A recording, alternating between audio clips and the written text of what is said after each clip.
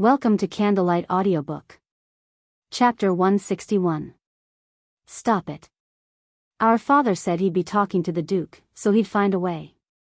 Darian was also likely to come up with a way, so he would not be branded as a traitor and also make a profit.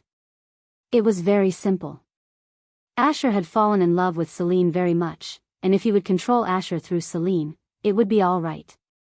It was a slightly different method from the princess, but it was one of the ways to make the crown prince into their doll.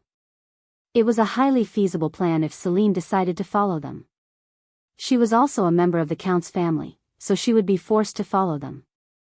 The Count and the Duke would surely try to go with that plan. No. You can't do that. Never. Lyra shouted as if she had come up with a plan, whether she had thought of one or not. Although she was still young, it did not suit her. The image that she had only shown to Alicia was sometimes revealed in unnecessary places because there was no one to show it. Darian's eyes touched her, embarrassed by the unfamiliar look. What if there is a sure way to separate her from His Highness? I say again, such a way. No. Brother, I have it. It's a way that will not only separate Celine from the Crown Prince, but it would also make her never be able to be with someone forever. It's a little dangerous. Lyra, who penetrated Darian's heart, made a bitter offer to him. She looked confident. Apparently, she was not just saying empty words. If that's the way it is, no matter how dangerous it may be, I wouldn't take it. But he couldn't easily nod his head because her expression was so insidious. Although it must be a mansion inferior to a stable compared to the imperial castle, Asher did not miss a single path to the garden. There were interest and admiration in his gleaming blue eyes. Celine asked Asher, avoiding people's attention. It's just a small mansion with nothing to see, so what's so fun here? I think it's fun to think that you've been here all the time. As for Celine, who had lived there for more than a decade and faced death, he probably meant her few years of stay in the mansion after she had entered the Count's family. Celine closed her mouth, and as soon as he noticed it, Asher hurriedly changed the topic. How was it today? Yes?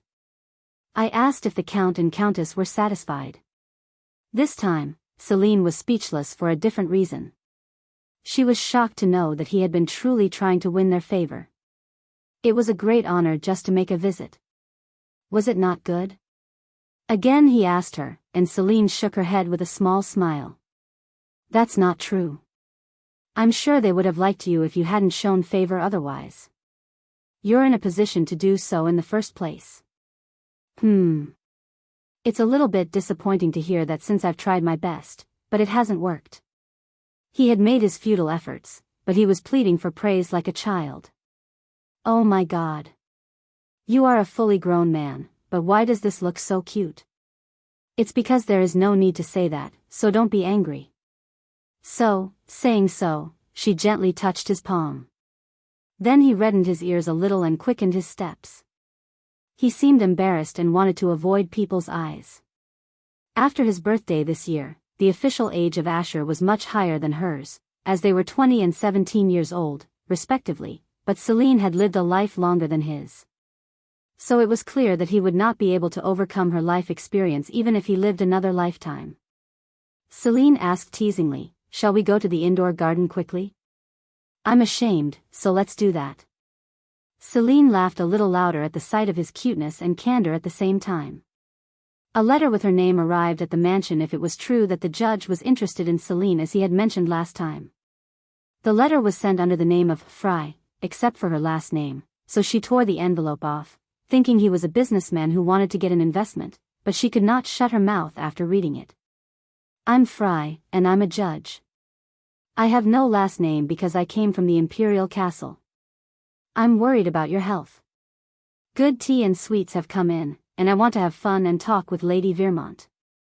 Please write down a possible date on when we could meet and give me an answer." Oh my God. Does she have a secret design? Did she really show interest because of the rumors, as Asher said? It troubled her mind that Fry had been surprised to see her face in court. Why was she so surprised? Does she know me? The woman from the Imperial Castle? Celine thought it would not be possible, but she had to meet her to confirm. She didn't think she would do harm to her, so she wrote back a few of the earliest dates she could visit. It didn't take a day for the reply to arrive. It was as if she was waiting for Celine's letter.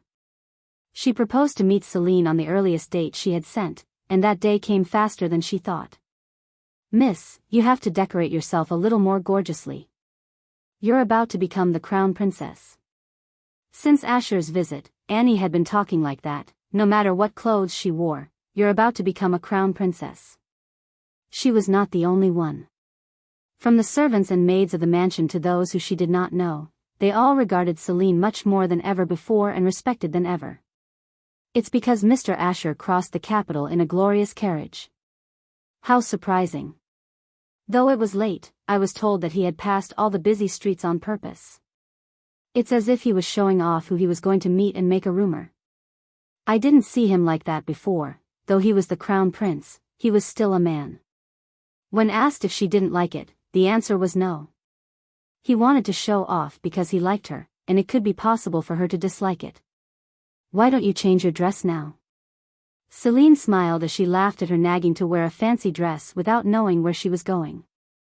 And in a moment, she heard someone calling. "The wagon's ready, Mississippi."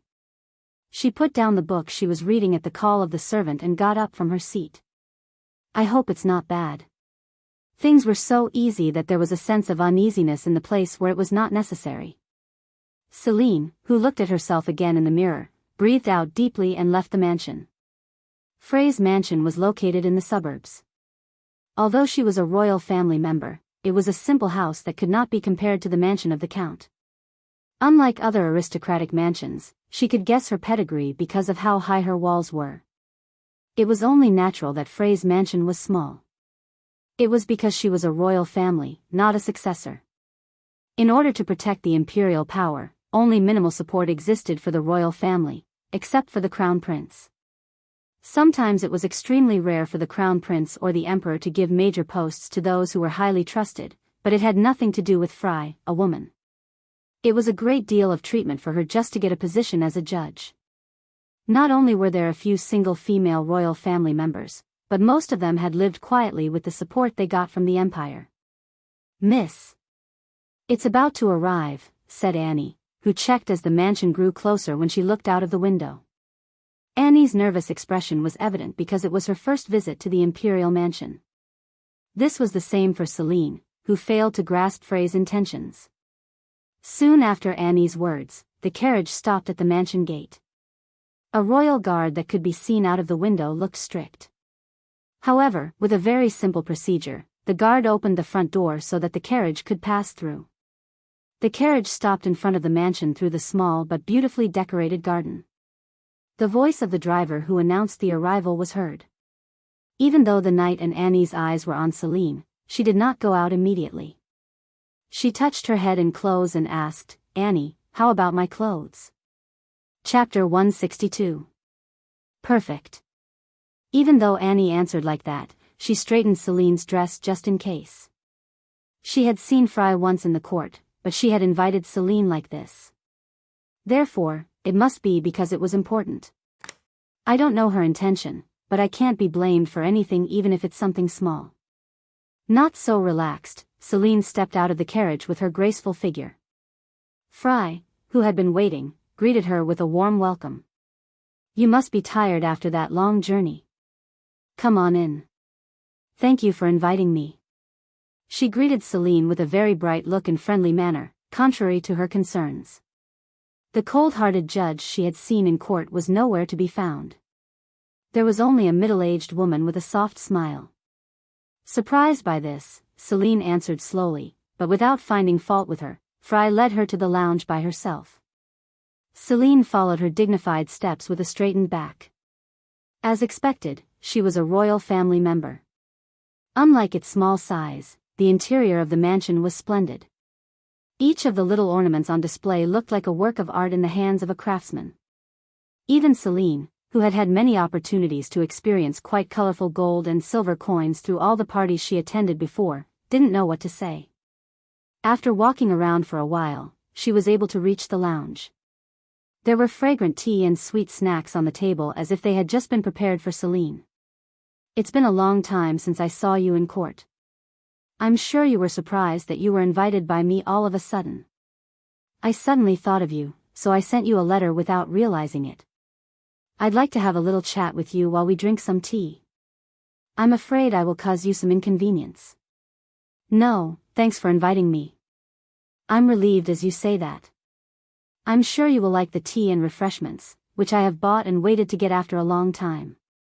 Fry said so, savoring the taste and flavor, and Celine also picked up the cup of tea and answered with a savor.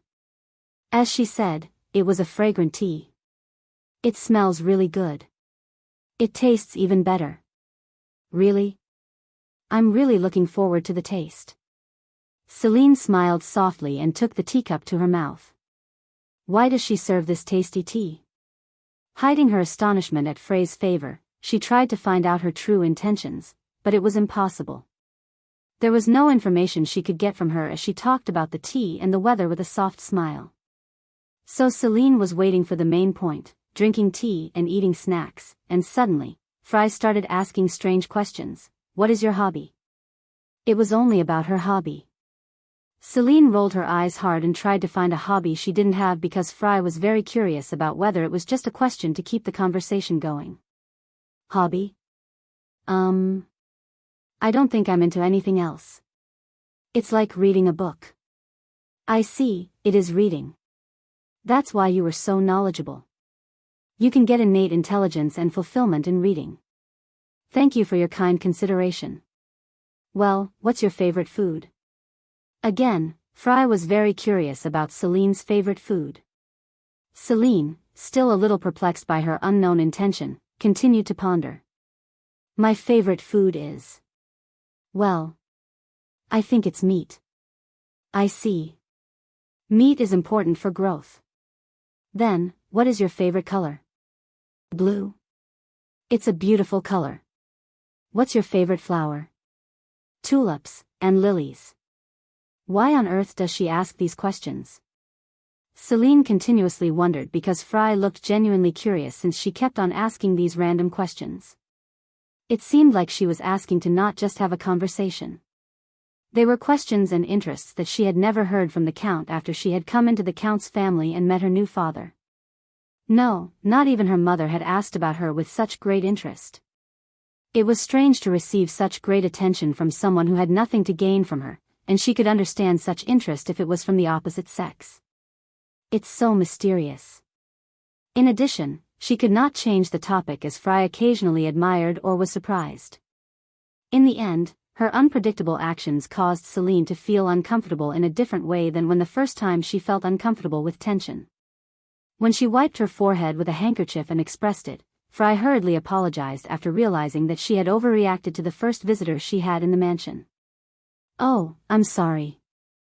I didn't mean to inconvenience you, but I was rude without knowing it in order to satisfy my self-interest. No, it's okay. How can you be so broad-minded? Did you say you will be 17 this year? Yes. Oh, yes. I'll be on my upcoming birthday. The timing is so similar. Celine cocked her head as Fry said something she could not understand. And Fry, who had shown her a soft look for a moment, asked carefully if she could ask a favor. Sure, why not? I don't mind as long as I can do it. Celine thought Fry couldn't make a strange request to the first visitor she had, and making a gentle smile, she pretended to be a fine lady and said that she was willing to do that. Frey's request was possible for Celine, but it was strange. It's a little big in size, but it looks good, like he's back. Celine didn't know how to react to this, and she just kept silent. Fry asked her to wear a man's clothes. She even blushed when she saw that. Miss Annie called Celine, pretending to fix the awkwardly dressed man's clothes because Celine had a bad look on her. Celine, speechless in various complex emotions and shocks, had to comply with Frey's demands for a moment as if she had become a doll. She couldn't ask what the hell was going on. What does she mean by that lonely look? If she were happy to see herself in a man's clothes, she would ask it. I'm sorry. I didn't mean to do this, but when I saw you, I was caught up in memories, and I behaved indecently. No. She was the one who should have been shocked. However, Fry was gone while Celine was changing her clothes again, and when she returned after a long time, she had her eyes dyed red. Celine made a promise that she could no longer complain and said, "I'll go back now." She wasn't happy with the situation that was hard to understand. "I'm so sorry I couldn't stay longer. I had a previous engagement." "No, thank you very much for your visit. This is the tea you drank today. It's such a precious tea, so please enjoy it after your return." "Thank you." Annie took the gift, and Celine, who was escorted by a knight, was about to get on the wagon. Suddenly Fry called out Celine's name loudly. "Well, Lady Vermont." "Yeah?" Celine was surprised. She looked back and saw Fry with an urgent face. Fry seemed to be picking words for a while, and then she brought up her reason for calling Celine. "Well, didn't the Countess say anything?" "Yes." "What? Did she know my mother?" Celine couldn't understand Fray's question, so she asked back. Fry shook her head with a resigned look as if she was about to say something. "What the hell is that?" "I'm sorry. I'm not old enough to be senile, but I guess I'm already senile even if that's very unlikely." "Mississippi Fry. What are you talking about?" "I don't really." "No, you're late, so you'd better get back." Then Fry told her to head home carefully and disappeared into the mansion before Celine could even get on the wagon. "What the hell was that?" Annie asked for what Celine wanted to ask in the returning carriage. However, the one that was supposed to answer Celine's question was already gone, so only silence remained in the wagon. Celine was so nervous when she accepted the invitation, but she had only experienced so many unthinkable things that she could not earn a little. Feeling confused, Celine headed straight to the mansion.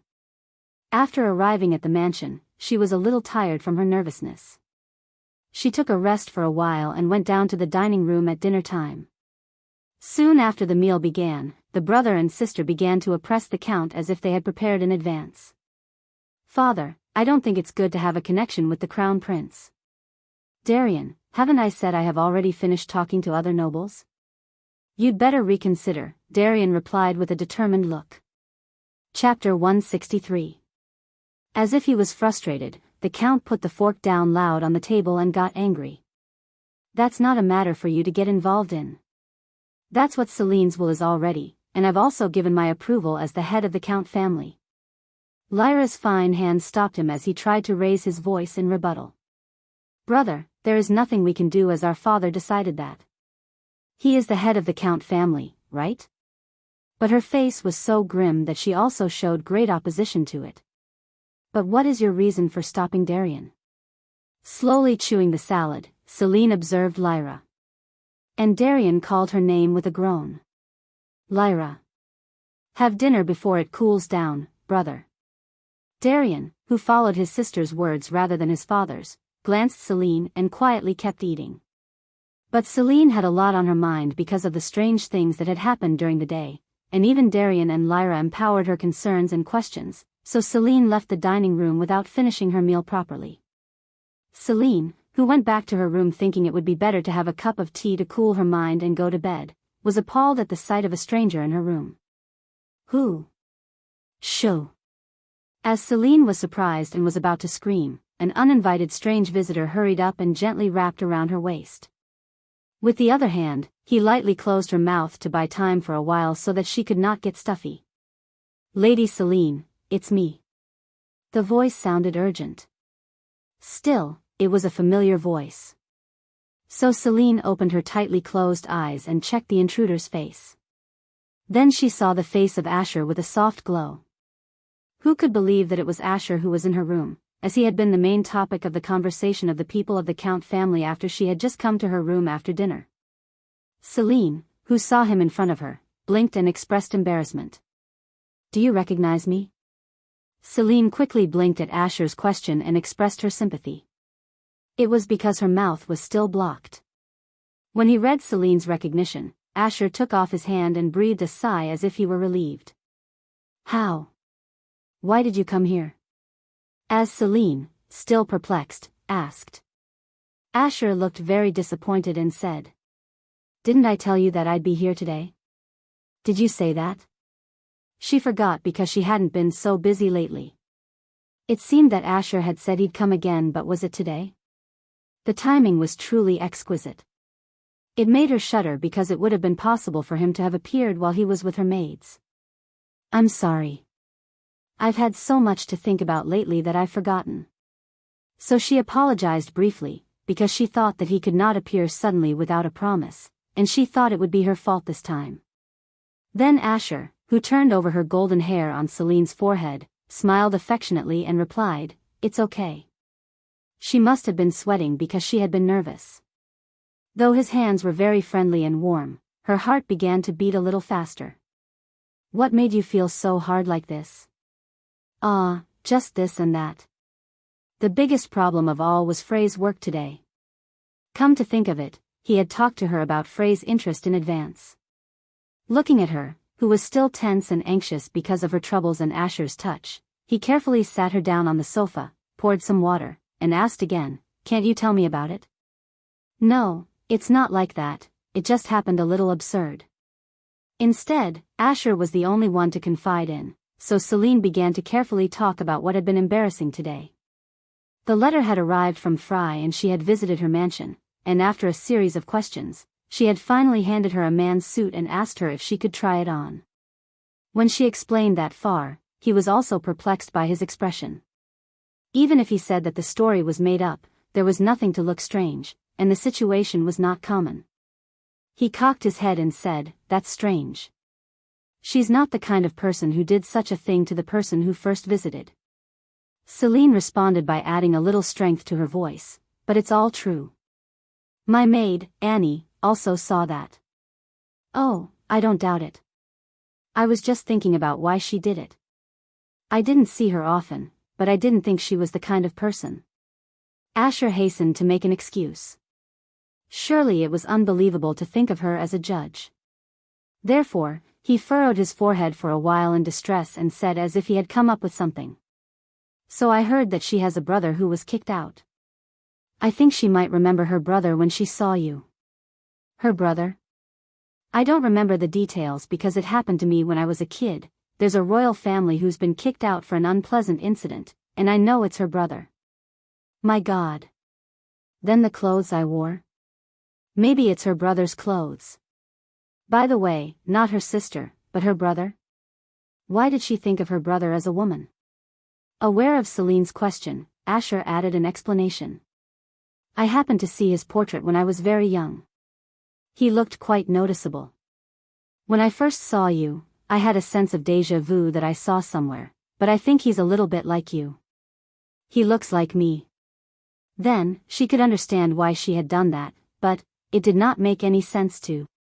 "Isn't it strange to ask me to try on the clothes of her brother, who was kicked out of the imperial castle, with only a slight resemblance to his face? While the hair and eye colors are different, the features and the atmosphere seem to be the same. I only saw him in a portrait, so I don't know his real appearance. If the atmosphere and features resemble each other, most of them are similar." She was embarrassed that she looked like a man, not a woman, and hurriedly took a mirror and examined her face. She was worried that her face might have changed without her knowledge. Fortunately, however, the beautiful face remained. "As a woman, my life is so complicated. There is a man with such a beautiful face. I can see why he was kicked out of the imperial castle." Celine, who was nervous, looked into her face for a long time and asked Asher, who was watching the action for some time, "If you are nervous, shall I find out what happened? Maybe I can get a portrait.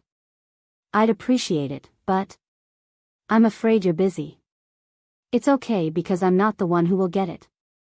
Celine, who had been frowned upon all the time, burst into a small laugh. As he said, it was the men under him who would become busy. It would be Lane. Rather, Asher had a look of joy at being able to help Celine. Even so, he was cute when he said he would drive his subordinates hard, but not himself. "I hope they don't hate me." "Where is anyone who would hate you?" "Well, there are too many. Right now, even in the mansion, there was a girl in the mansion who hated her and wanted to kill her. She had hated her so much, even in the past when she had done nothing, but now she wondered how much she would hate her. As Celine's mouth went down again because she thought of Lyra, his expression also became serious. You must have a person in your mind. Nobody is loved by everyone. No matter how hard it is, it's rare for a person to come up in an instant and make a smile disappear. Yes. Unless they are in a grudging relationship, it's not. There was a momentary silence in the room because both of them had such a person. She wished there were refreshments, but unfortunately, the only thing on the table was cold water, which made her feel awkward. It was then that she was thinking about bringing tea out. Miss. I've brought tea. Annie's voice was heard outside the door. Because it was time for Celine to return from her meal. Celine, who was thinking about what to do with Asher's presence, quickly talked to Annie to come in. Chapter 164. Annie hadn't seen him show up in person, and Celine thought Annie would never tell anyone that he had come because she still had a lot to get from herself. Besides, even if she would speak, they had already declared official dating, and what would be a problem?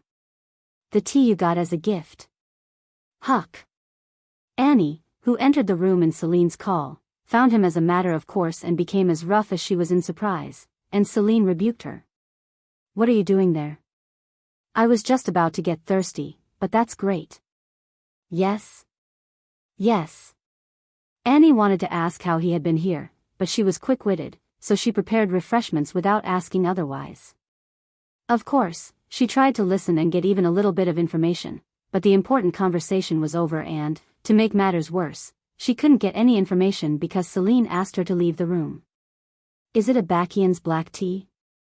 That's a great tea. It's not easy to get. Oh, Miss Fry gave it to me as a visiting gift. That's what it is. She must have liked you enough to give you such a precious tea as a present. I'll be sure to find out more about her brother. After enjoying the tea for a short time, Asher got up from his seat, saying, I have to go now. Are you going now? It's already too late at night. It's too late to be alone with a woman. I was just going to check your face and go back. When Celine was very sorry, he smiled and held her hand. I'll be back next week at the same time. Please don't forget this time. And as usual, he kissed Celine's hand and disappeared. When she called Annie back to clear the table a little later, she responded with a hidden response and asked Celine, with her mouth wide open. My God. Where did he come in? I didn't see him coming. No, where else did he disappear? He came through the window and went out. Really? Every time you make a fuss if he comes. That's all he has to do to drink the tea quietly, isn't it? Indeed, there was no other way but to get through the window, so Annie, who believed Celine, shut her mouth and was amazed. Well, that's right. But I think it's too dangerous. You don't have to worry about it because he said it's his specialty. When she mentioned in a nuance that she no longer wanted to comment on this issue, Annie replied, I understand. Then she took out another topic. Oh, come to think of it, Miss Lyra seemed to have exchanged letters with the princess again. According to the maid who glanced over the contents, she said the princess praised Miss Lyra. Really? What else did she do? Did the princess praise Lyra for her passionate opposition to the relationship between Asher and me recently? Or is she up to something bad about it? Judging from the maid's testimony that she had been exchanging letters with the princess before she could do anything bad, Celine thought it would be unusual. If anything happens in the future, please tell the maid to tell me. And give a small gift to her. Yes. Miss. Don't worry. Everyone in the mansion is already on your side. As Annie says, everyone is on my side, unlike in the past, but why am I so anxious? Is it because of the princess who is plotting behind her? Or is it because there is no sure thing that can certainly get rid of Lyra? Yeah, maybe this is a chance. I can use it as a counterpoint for Lyra to do something bad. Unlike in the past, when there was nothing to lose, now with much in hand, the clumsy act of poisoning could not get rid of Lyra. Celine had no choice but to hope that Lyra would choose the path of self-destruction, as she had done to Alicia last time. Revenge, 3. A few days later, it must have been true that Lyra was plotting something, and ladies gathered at the mansion. It was because of a tea party hosted by Lyra. It was an unprecedented scale, so she wanted to refrain from going out, but she couldn't. "Miss, you're running out of time." "Yes." It was because today was the day to award scholarships to students at the academy. Celine also had to attend because she was providing huge scholarships. Of course, it wouldn't matter if she sent an agent, but a good image of herself was just beginning to spread. It was necessary not only to meet prospective businessmen at the mansion but to show up here and there in a rush. "Are you going out?" Lyra spoke softly to Celine, who came down the first floor alone. "I'm sure the last conversation ended in a curse."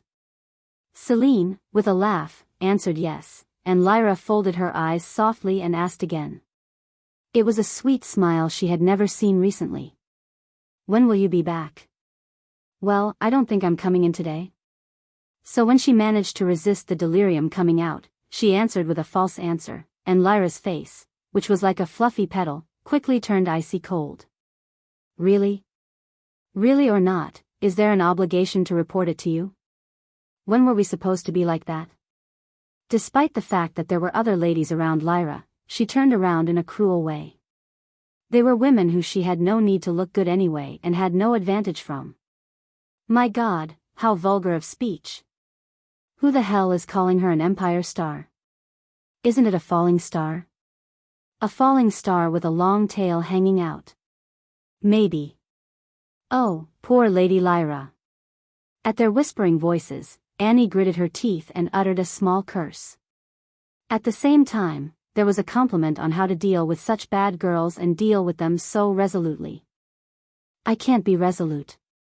There was already a lot of sweat on her hands. It wasn't simply because there was a quarrel with Lyra. It was thanks to her overreacting to her answer that she would not come back today.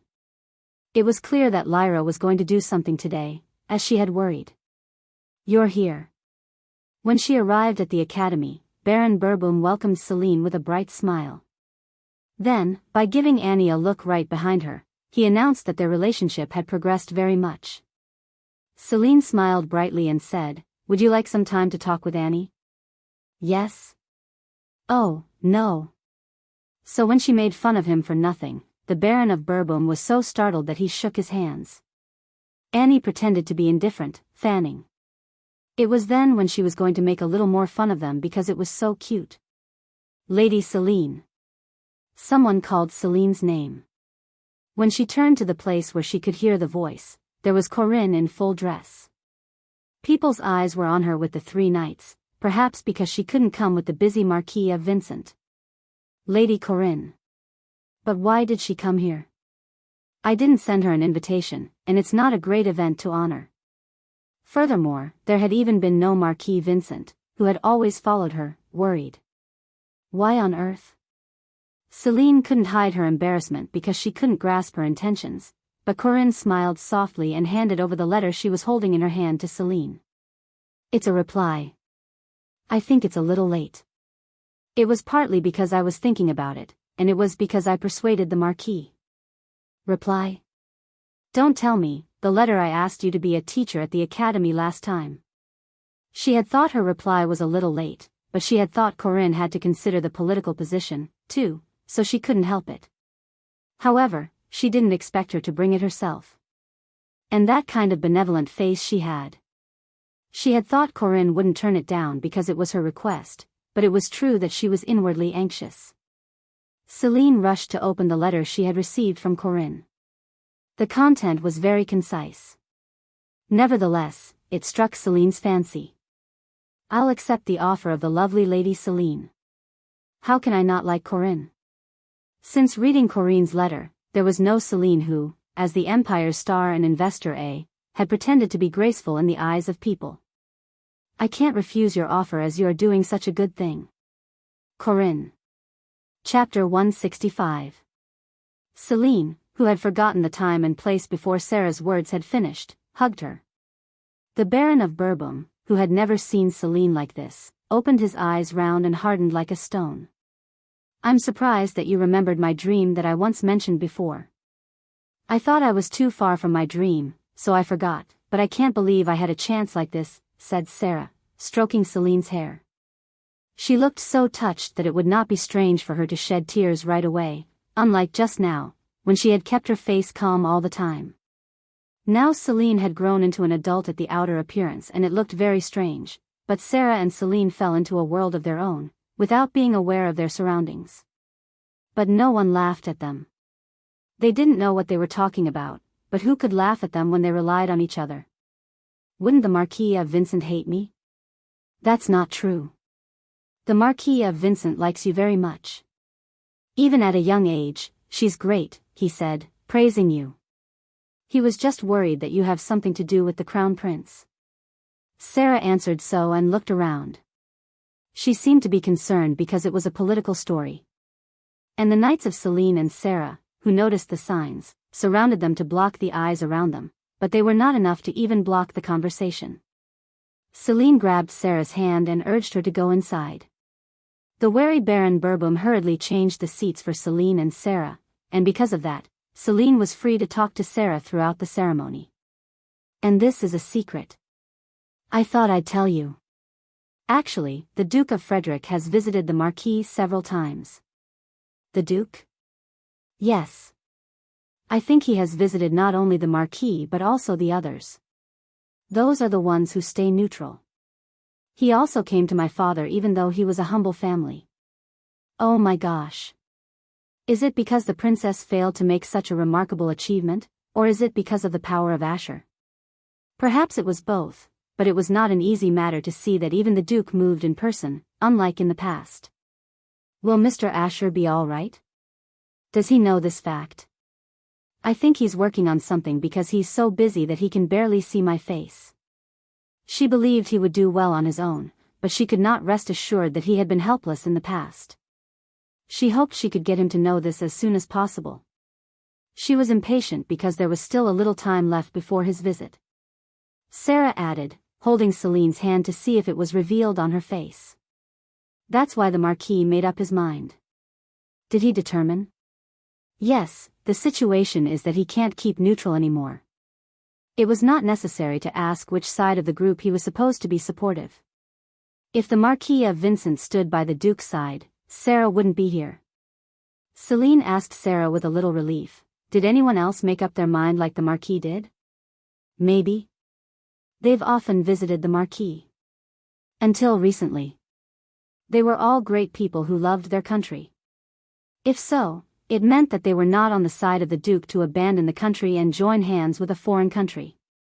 It was only then that Celine, who was relieved, was able to recover her original face when Sarah added that other novels, who had been neutral, including the Marquis, seemed to have met Asher. Still, the reason she felt uncomfortable was that she heard the news from Sarah, not from Asher.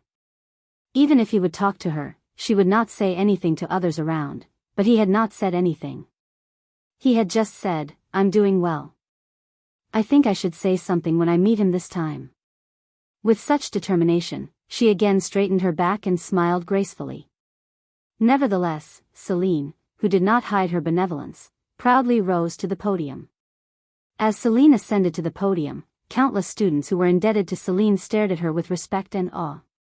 She called one and one to give mercy, and she called Hans's name for the last time.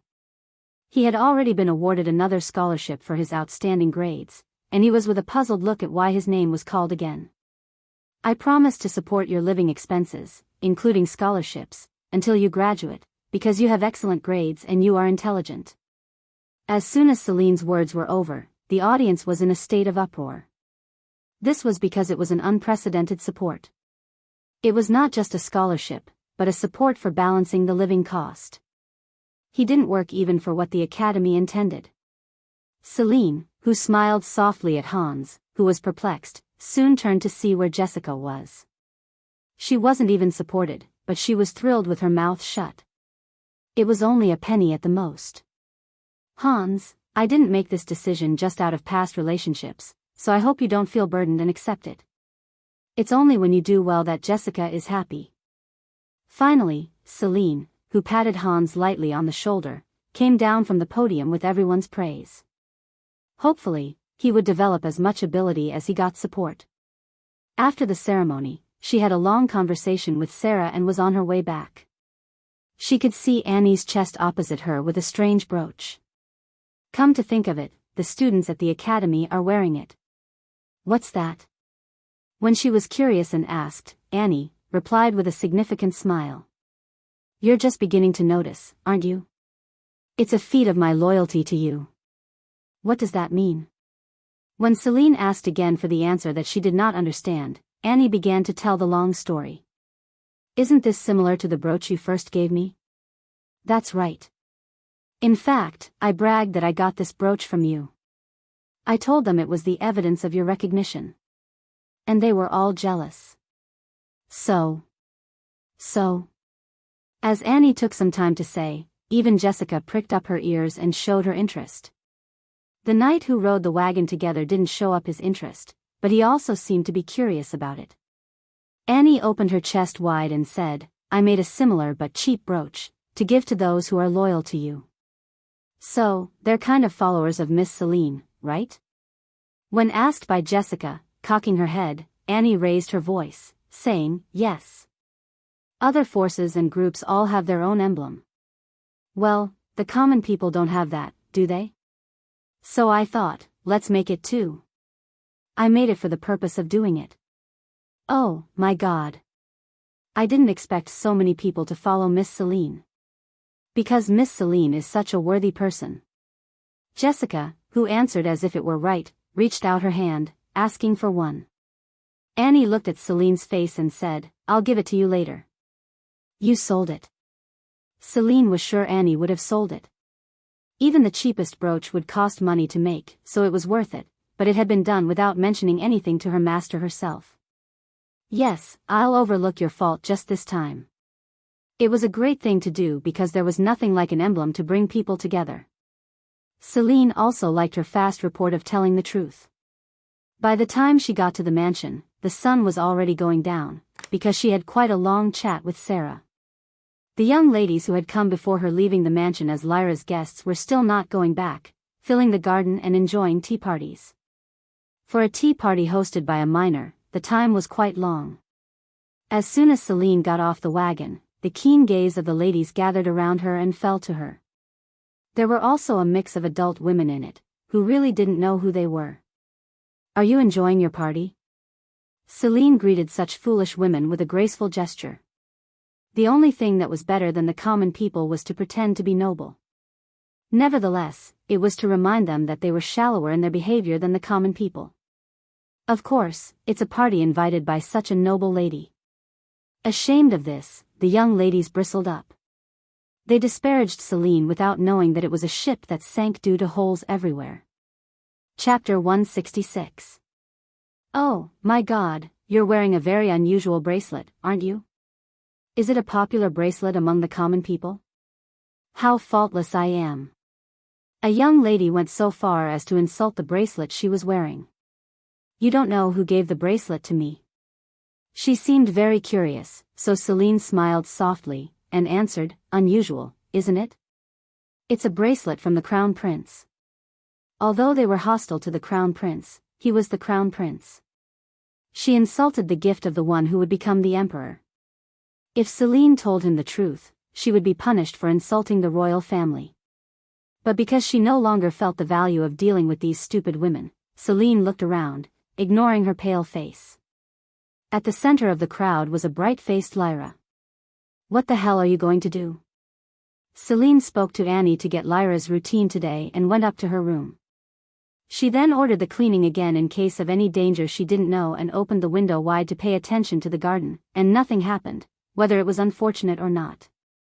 Miss, she has been enjoying the party, but she hasn't taken any other action. So did Annie's report. Celine was all the more subdued by the report that Lyra had not done anything unusual. Isn't that I'm so nervous for nothing? Nevertheless, she read a book in her hands, looking out the window, and she could see the Count coming home late at night. It was also noticed that Lyra, who was enjoying the party, greeted the Count with a smile, and that Darien, who followed him, glanced up at her room. The real Count family went into the mansion with a smile. As the usual scene of everyday life caught her eye, the tension gradually disappeared. So she was sighing for relief and trying to relax, but someone knocked on the door. "Sister, I have something to say." It was Lyra. Once again her whole body was in a state of tension. "What brings you here? Come out and look." "I'm changing my clothes, so tell me there." "I'll wait, then." Lyra's reply was firm. If it was, as usual, she would have ordered a maid, but would she wait outside the door? Celine picked up a box of the hourglass in doubt that something bad might happen. "Let's turn the hourglass around as soon as something happens," she opened the door with such determination. "What do you want to say?" Then she saw the Count behind Lyra. He also had a face that said he did not know the reason. Lyra, who was looking at the box Celine was holding for a moment, smiled awkwardly and called her out, saying that she wanted to talk together. It was so strange. So it was then that she slowly stepped out of the room and approached the Count's side, giving strength to the box that carried the hourglass. Suddenly, Lyra pushed the Count down as hard as she could from the edge of the stairs. It happened very quickly. The Count, falling under the stairs, tried to hold Celine's wrist reflexively, but what he caught was not her wrist, but the end of the bracelet that was given by Asher. Only Celine's bracelet fell to the ground with the Count, and Lyra screamed. Somebody, help me. My sister pushed my father on the stairs." "Are you really crazy?" Celine didn't know Lyra was going to push her father down the stairs, so Celine, whose legs were loosened, sank to the floor. Celine thought Lyra would kill her if she did, but she hurt her own father. The hourglass. The shock shook the hand that opened the box. It was a very short time, but it felt like 1,000 years. Her heart was thumping enough to pop out.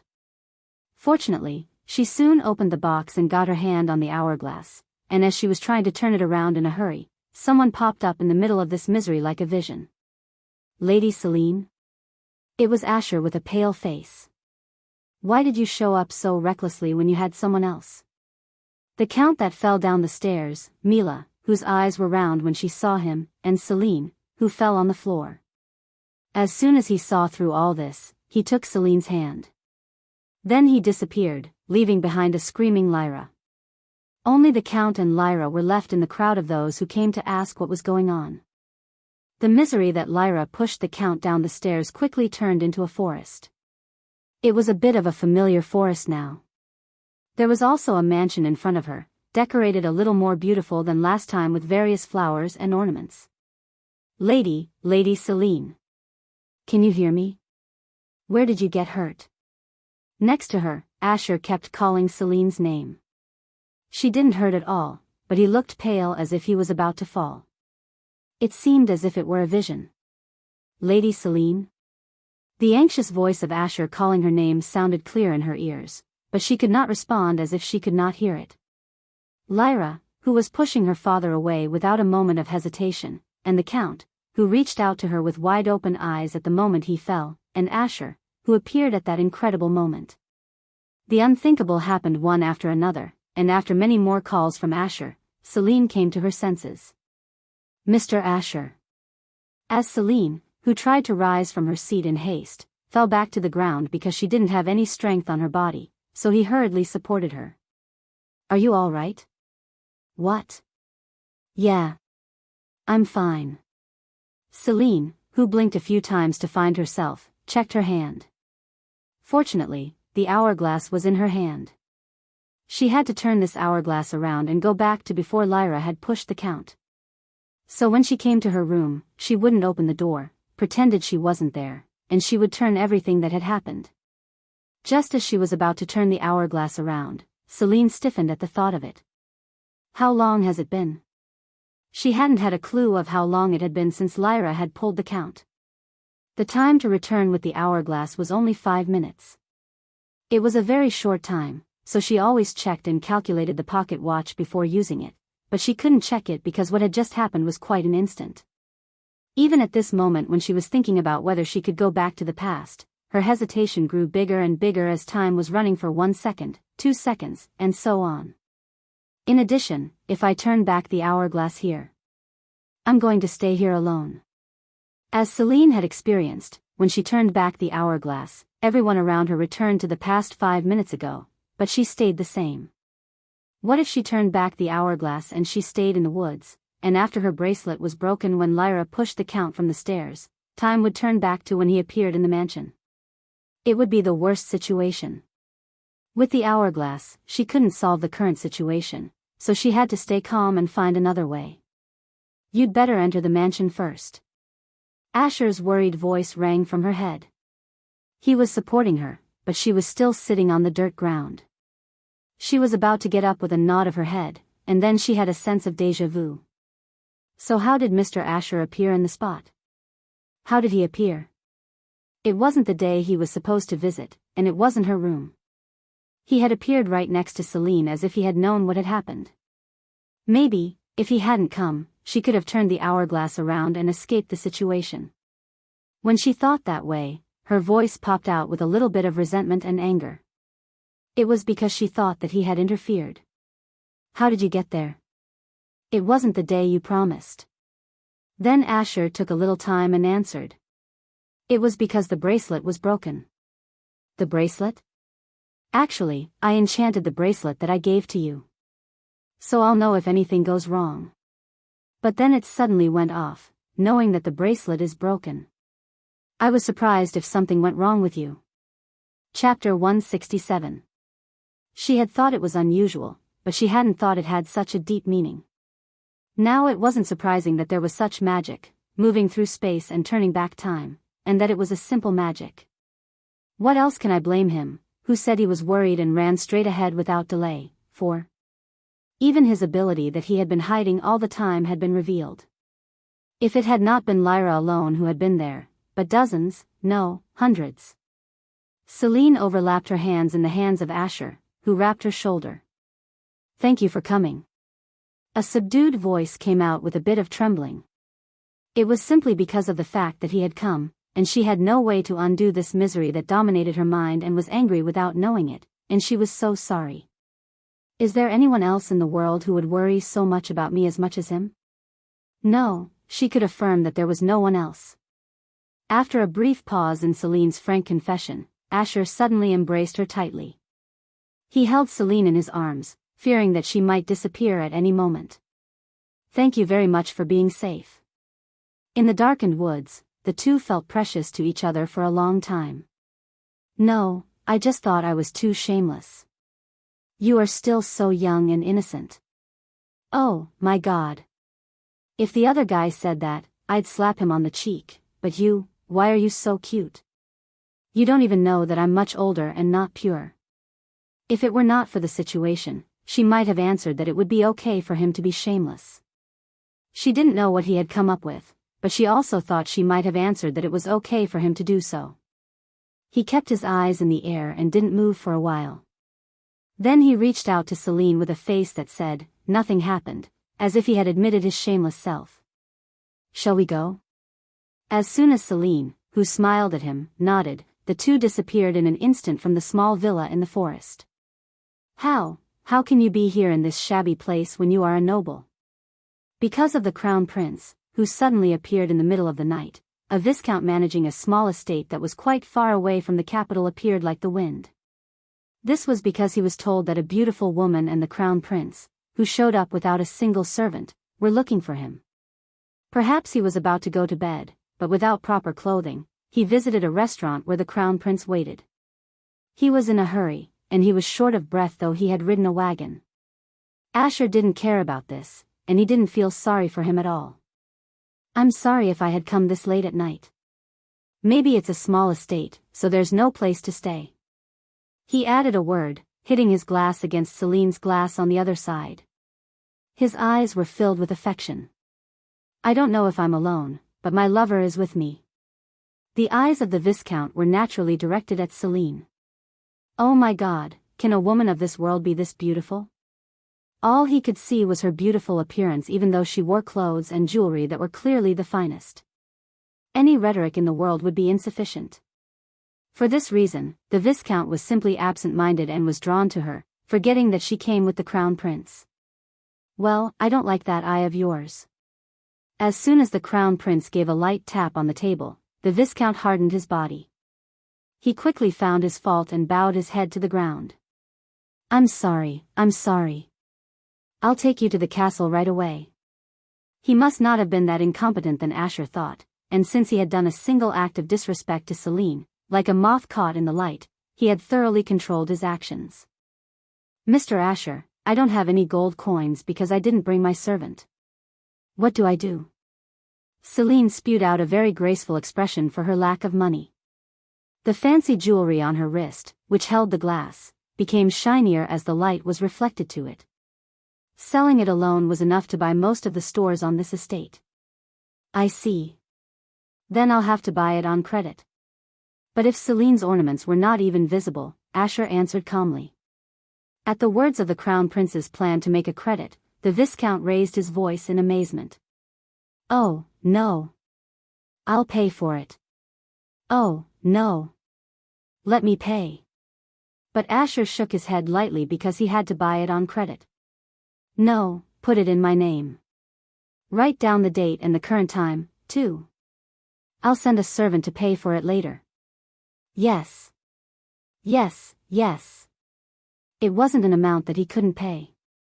It was necessary to intentionally buy it on a credit and leave a trace. That was why Asher called the Viscount in the middle of the night. It would take them half a day from here to the Vermont mansion in the capital even if they rode a horse without stopping. In other words, if they started to run a horse by the time the sun set, they would arrive a little bit before midnight. There was still a little time until midnight, but they were going to leave a trace here on purpose to leave a piece of evidence that Celine had left the capital without staying in the mansion. Of course, it was best to cross the border right away, but it would take 2 more days to get to the nearest kingdom, the kingdom of Croa, even if they rode a horse. Therefore, they had to leave a piece of evidence inside the country first. After all, the timid Viscount could no longer express his opinion and ordered the restaurant owner to make a credit account. 11 o'clock in the afternoon. His Highness the Crown Prince Franz Asterope, Lady Celine of the Vermont family, 5 golds on credit. Asher, who checked their credit book that even had the restaurant owner's signature, left his signature on it. Then he handed over the book to Celine and suggested that she should sign it as well. What is certain is good. Isn't that right, Lady Celine? In fact, if anyone who didn't know their relationship saw it, they might laugh at it for asking the woman who accompanied him to sign the credit account. But Celine signed it as if it was only natural, and the two had a very pleasant look on their faces. The witnesses said, "This may be the trend in the capital city," and accepted it. Don't you ever lose it until my servant comes to pay for it. Do you understand? Yes. How dare he lose a book signed by the Crown Prince himself? In addition, the woman who accompanied him, if any, was Lady Celine of the Vermont family. They had heard rumors that she was dating the Crown Prince, but they had never thought that they would show up like this. The eyes, ears, and minds of the people gathered there were busy because there were 2 celebrities. You must be tired of moving for half a day, so you'd better take a break. Let's do that. Asher and Celine, who had intentionally told some stories to them, asked for a place to rest for themselves. Of course. I'll get it for you right away. The quick-witted Viscount immediately guided Asher and Celine to his castle. Although it was a very small estate, the lord had a castle because he was a lord. Celine, who had been treated with a hearty reception and was ready for bed, lay in bed and shut her eyes for a while, but she couldn't fall asleep and got up from the bed. Is it because of the feeling of alcohol? The champagne had very little alcohol, but alcohol was alcohol. Unlike in the past, when she used to drink alcohol like water, it was her first drink. Maybe that was why she couldn't fall asleep, because she was burning up as if she had a fever. Is there any good place where I could freshen up for a bit? Oh, yes. We have an indoor garden. We keep the windows open at night for ventilation, so you can get some fresh air. She thought she couldn't sleep like that, so she headed to the indoor garden under the guidance of the maid. Celine, who arrived in the indoor garden, opened her eyes wide at what she saw. It was past midnight, so she thought there would be no one else there. Chapter 168. For some reason, Asher was already there. Can he not sleep, too? There were quite a few papers in his hands. Asher came strolling towards Celine in embarrassment. Celine was wearing a simple dress and a single outer garment. Do you feel uncomfortable, Lady Celine? Not at all. It's a lot more comfortable here than the Vermont mansion. I just came out because I couldn't sleep. I drank some alcohol. With the utmost service of the Viscount, she liked the accommodation. It was a small castle and a small land, but inside it was clean and pleasant, and the bed was gaudy. What was more, she was with someone who she could be at peace with. She was annoyed by the fact that she was causing trouble for the busy man, but she decided to accept it because it was not a usual thing that happened every day, and he seemed to be wondering how to help her. You're burning up. The hand of Asher touched Celine's cheeks. The cold hands of the night air felt good, and as she lightly rubbed her cheeks, Asher's eyes narrowed. Still, I think you'd better be in your room. The night is dangerous. She was surprised by his subdued voice and tone, but she answered him as if she didn't know because she wanted to talk to him a little more, even though she knew that the danger he was referring to was himself and not the outside world. Why? There's Mr. Asher here. What else can he refute when she answers this naively? Finally, with a deep sigh, Asher escorted Celine to the table where he had just been reviewing the documents. You have to go back as soon as your fever cools. Of course, he didn't give up completely on sending Celine back to her room. Celine replied with a smile, Okay, by the way, what are you doing this late at night? Is it because of me? Yes. I was going to tell you tomorrow morning, but I'd better tell you now. What happened? Yes, I went to the capital to look into the situation there for a while, and I heard that the family of Count Vermont had filed a complaint with the guards. She expected that, but it was all ready. There was a grin on the fast-paced situation as if it were ready. If he really hadn't come, she would have been caught without proof, and she clenched her fist. Asher wrapped her soft fists and added, Don't worry. As you said, the participants at the tea party have become witnesses. Fortunately, they seemed to think you were still in the capital city, so they were only looking for you there. No rumors have spread. You mean I've become a criminal for now? For now, that's the case. So we need to rush across the border to make sure. Although evidence had already been made, it was better to go around and make the evidence more clearly. Also, it was much better outside the country than at home. It won't be difficult since Asher has the power. As she thought so and tried to relax, Celine suddenly remembered that if he used his power, he would pay just as he did. How many times have you used your power? Is that okay?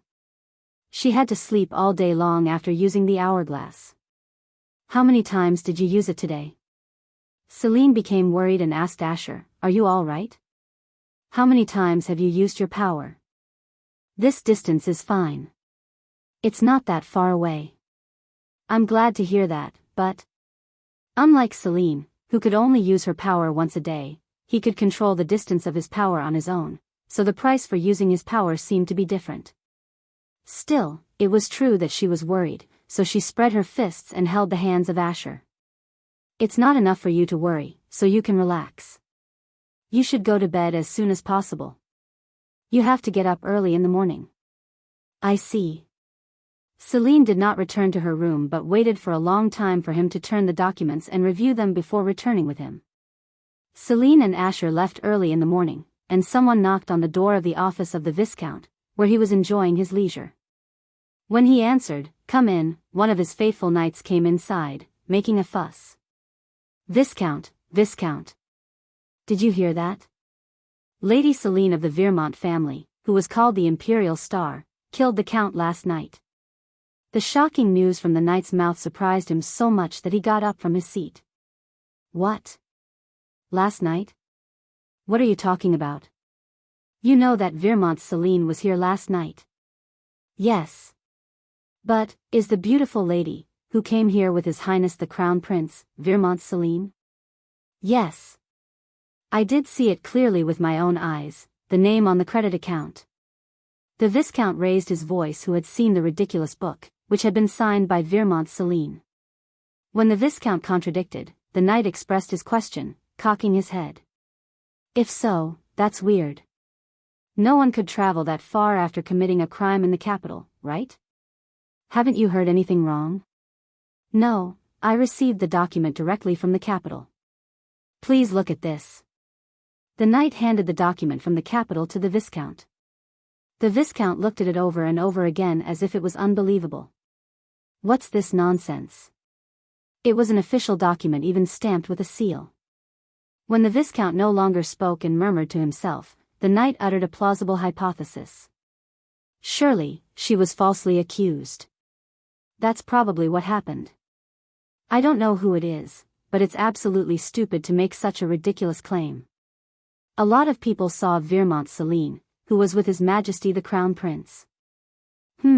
There's a book she signed, so there are certain witnesses and proof. There was a moment of silence in the office with the ridiculous official document between them. Soon after, the Viscount crumpled the document and put it in the trash can. The guards of the capital have gone as far as they can go. Who will take responsibility for this? Let's not pay attention to such useless things, and let's do our job. Yes, sir. They then returned to their positions as if nothing had happened. When they left the territory with the first trace, she was worried that he would use his ability, but fortunately, he did not. It was because a plausible carriage was waiting in front of the castle of the Viscount. If the wagon was too fancy, then bandits might target it, so it was a carriage that didn't seem too uncomfortable. Celine, who had hoped for Asher to not use his power any longer, was about to sweep her chest away, and an unexpected face surprised her. Good morning. Your Highness Asterope, Lady Celine of Vermont. Would you like to leave for the next city? It was none other than Lane. He somehow looked tired when he greeted Celine and Asher. It was hard to recognize because of Lane's shaggy hair that seemed to be fake, but when she looked closely, she found that it was clearly Lane. Furthermore, Sork, the Knight of Asher, was next to him. They came out early in the morning, maybe they came running all night from the capital.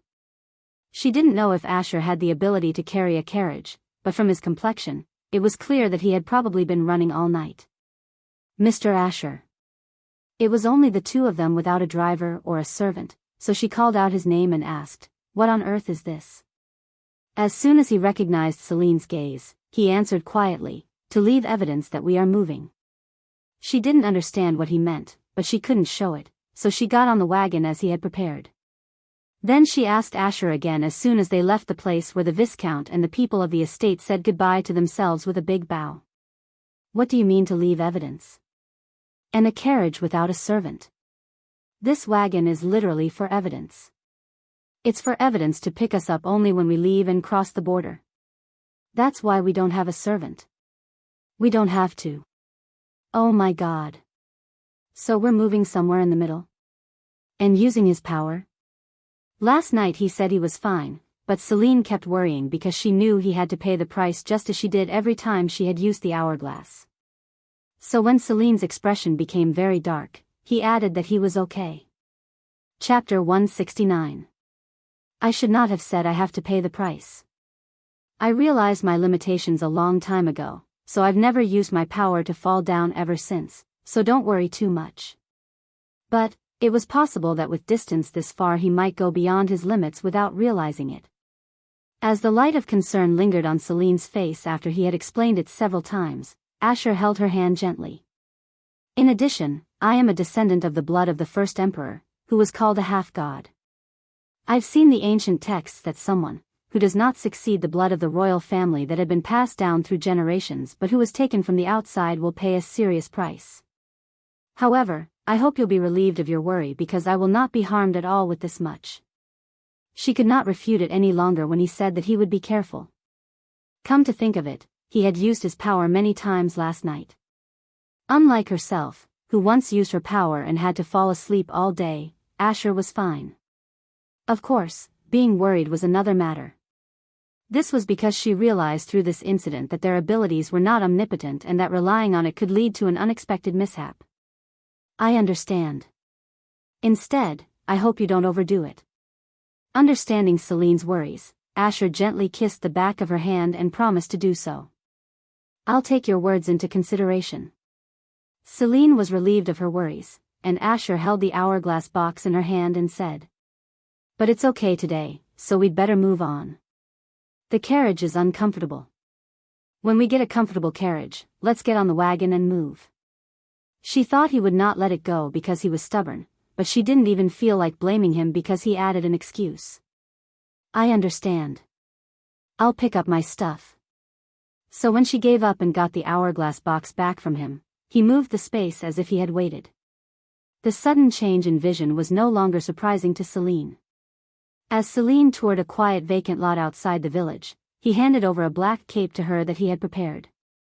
For now, wear this cape. You'll have to buy some clothes first and change them. The clothes that she was wearing only attracted people's attention, and Celine wore the cape and hid her whole body without saying anything. She looked very suspicious. So she went into the clothing store. She bought a simple dress and changed to it right away. I want to hide all your hair as I wish.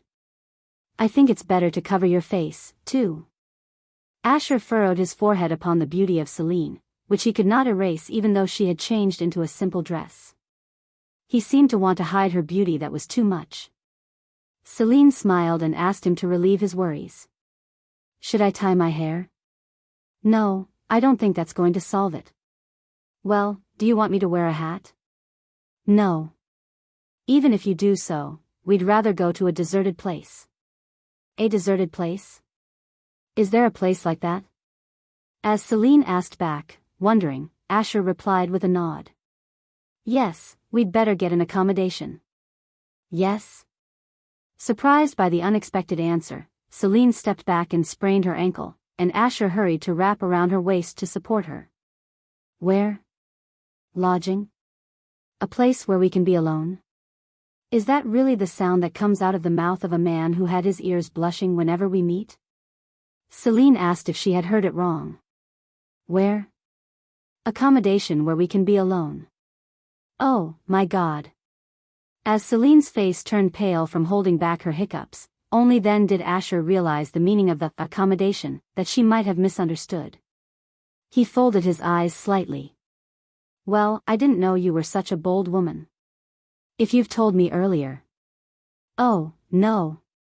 As if she had not had a pale face, she raised her voice with her red-hot face this time, and he laughed out loud because he found Celine's actions very cute. Unlike Celine's needless worries and concerns, 2 accommodations were taken. As the sun went down, the carriage driven by Lane was supposed to arrive, and there was no need to take 2 lodges, but he did that, because Celine's red face showed no sign of cooling down. In addition, there was a mix of Asher's pranks to make fun of her. Despite having 2 rooms, Asher and Celine did not stay in their rooms. They read books and reviewed the documents in a different place instead. We didn't mean it, but we've got a vacation after a long time, so what do you want to do? As she was reading, facing the wind from the window, he asked. Celine was in agony because it was like a vacation where there was nothing else she could do, as he said. Vacation. She had already had enough fun in the past, so she had never thought of taking a vacation or playing. Rather than having fun for nothing, she had enjoyed her busy days. Well, I've never really thought about it.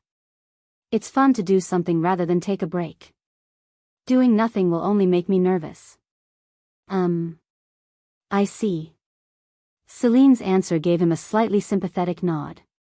But he had a doubtful look on his face, so Celine, who covered the book, asked him back. There seemed to be something he wanted to do. What about Mr. Asher? Do you mean me? Yes. How would you like to spend your vacation? I can't really think of anything to do.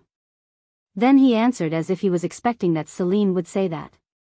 In fact, I want to walk on the streets with you without anyone's interference. Streets? Do you really want to do something that trivial? Celine opened her eyes wide and asked back. Yes, isn't it impossible in the capital city because you are so famous? That's true, but... It was ironic that Celine was more famous than the crown prince, but it was inevitable that he had not been as often seen outside as Celine. So Celine agreed and blurred the end of her speech. Then, cover the book and stand up. As soon as what they wanted to do was decided, he reached out to Celine. As such, there was no reason to reject it because she wore a simple dress worn by the common people. It was only a walk. Okay, then let's go out for a while. Thank you, Lady Celine. And I'm sorry, but I'd like you to cover yourself with a hood.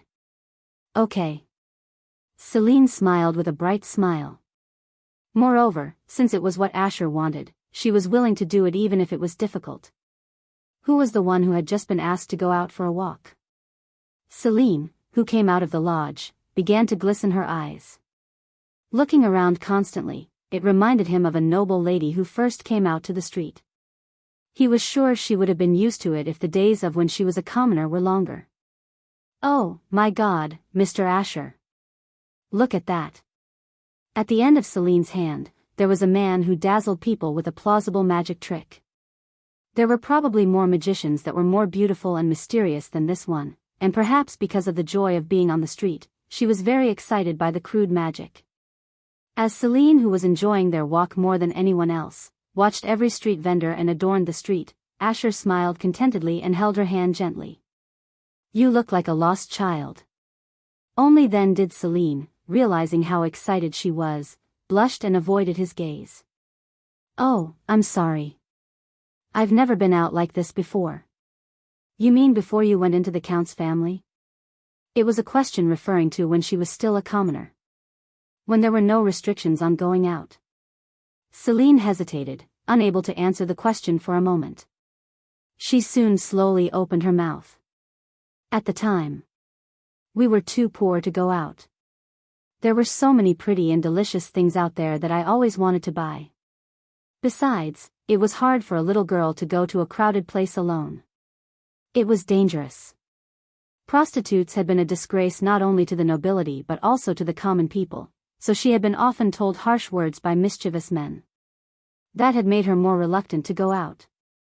He had seen Celine in an exhilarating mood in a long time. Since her face was starting to become somber again, Asher changed the topic. Chapter 170. I'm so glad I came out with you. So am I. It was the cry of a child who fell on the ground and cried out that stopped her from looking around for such a long time. As a random voice filled the noisy street, Asher and Celine's gaze also turned toward the sound. Arg. My money. My leg. Arg.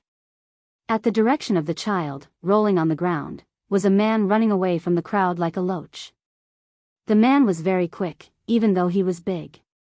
He disappeared in a flash within the crowd, and the screaming child was still crying, unable to get up from the dirty ground. No, he tried to get up, but he couldn't. One of the child's slender little legs was twisted in a strange direction. The child seemed to have fallen wrong, pushed by the man's strong power. Arg. My leg. The child was injured by a pickpocket, but no one reached a helping hand because the child was so shabby. Celine's beautiful forehead was naturally frowned upon by the overlapping images of herself from such a child. Are you all right?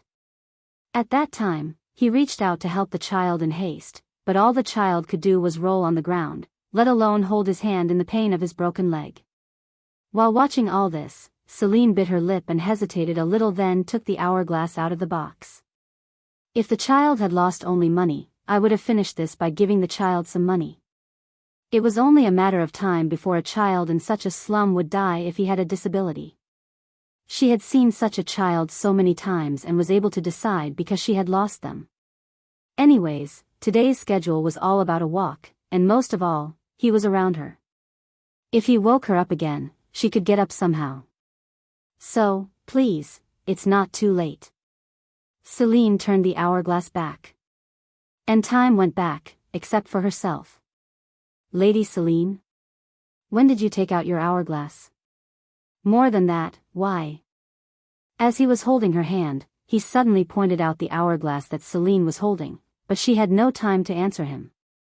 Looking straight back and grasping the child's position, Celine found a dangerous man in a hurry approaching him. That's him. She shook off Asher's hand and hurried to push the child back as hard as she could. Ouch!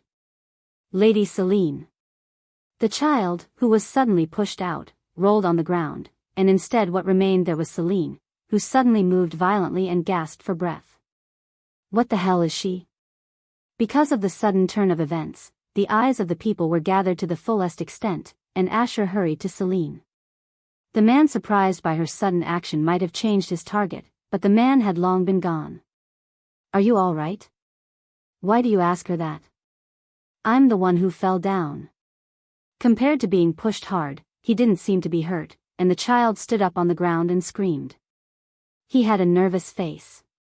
Celine replied with a sigh of relief. It's okay. I suddenly found a bug, and I was surprised, and I'm so sorry to you. This isn't an expensive thing, but it's an apology. Celine took her bracelet off her wrist and handed it to the child. It was the cheapest bracelet she had, but the bracelet's value was enough for the child to live on for the next few years. The child, who had received the unusual bracelet, opened his eyes and asked her several times if he really deserved it and quickly disappeared from the street. He seemed to be afraid that she would ask him to give it back. I'm sorry. I think I'll have to go back to the lodge. It would have been better if she had caught the pickpocket, but the frail Celine had no power to do so. So Celine, who had given up catching him, put the hourglass back in the box.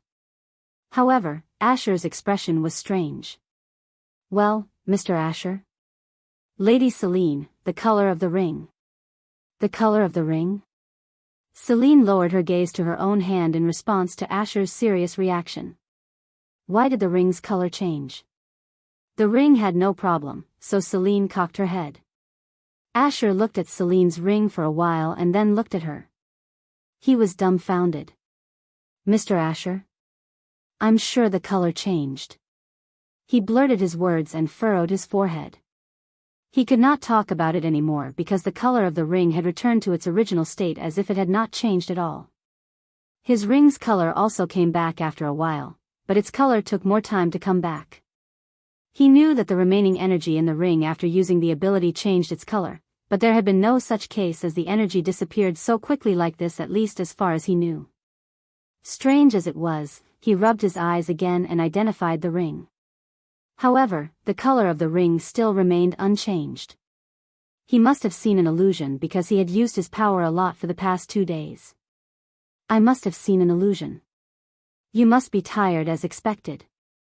No, not like that, but... Nevertheless, Celine's worried eyes caught him, so he nodded. Celine also had to go back to rest because she had used the hourglass. So the two soon turned to their quarters. It was only a short time since they had come out, so they were able to get to the accommodation quickly. Celine checked the time. There was still plenty of time before sunset, but it wasn't enough to pay for the price after using the hourglass. I'll knock the door when the time comes.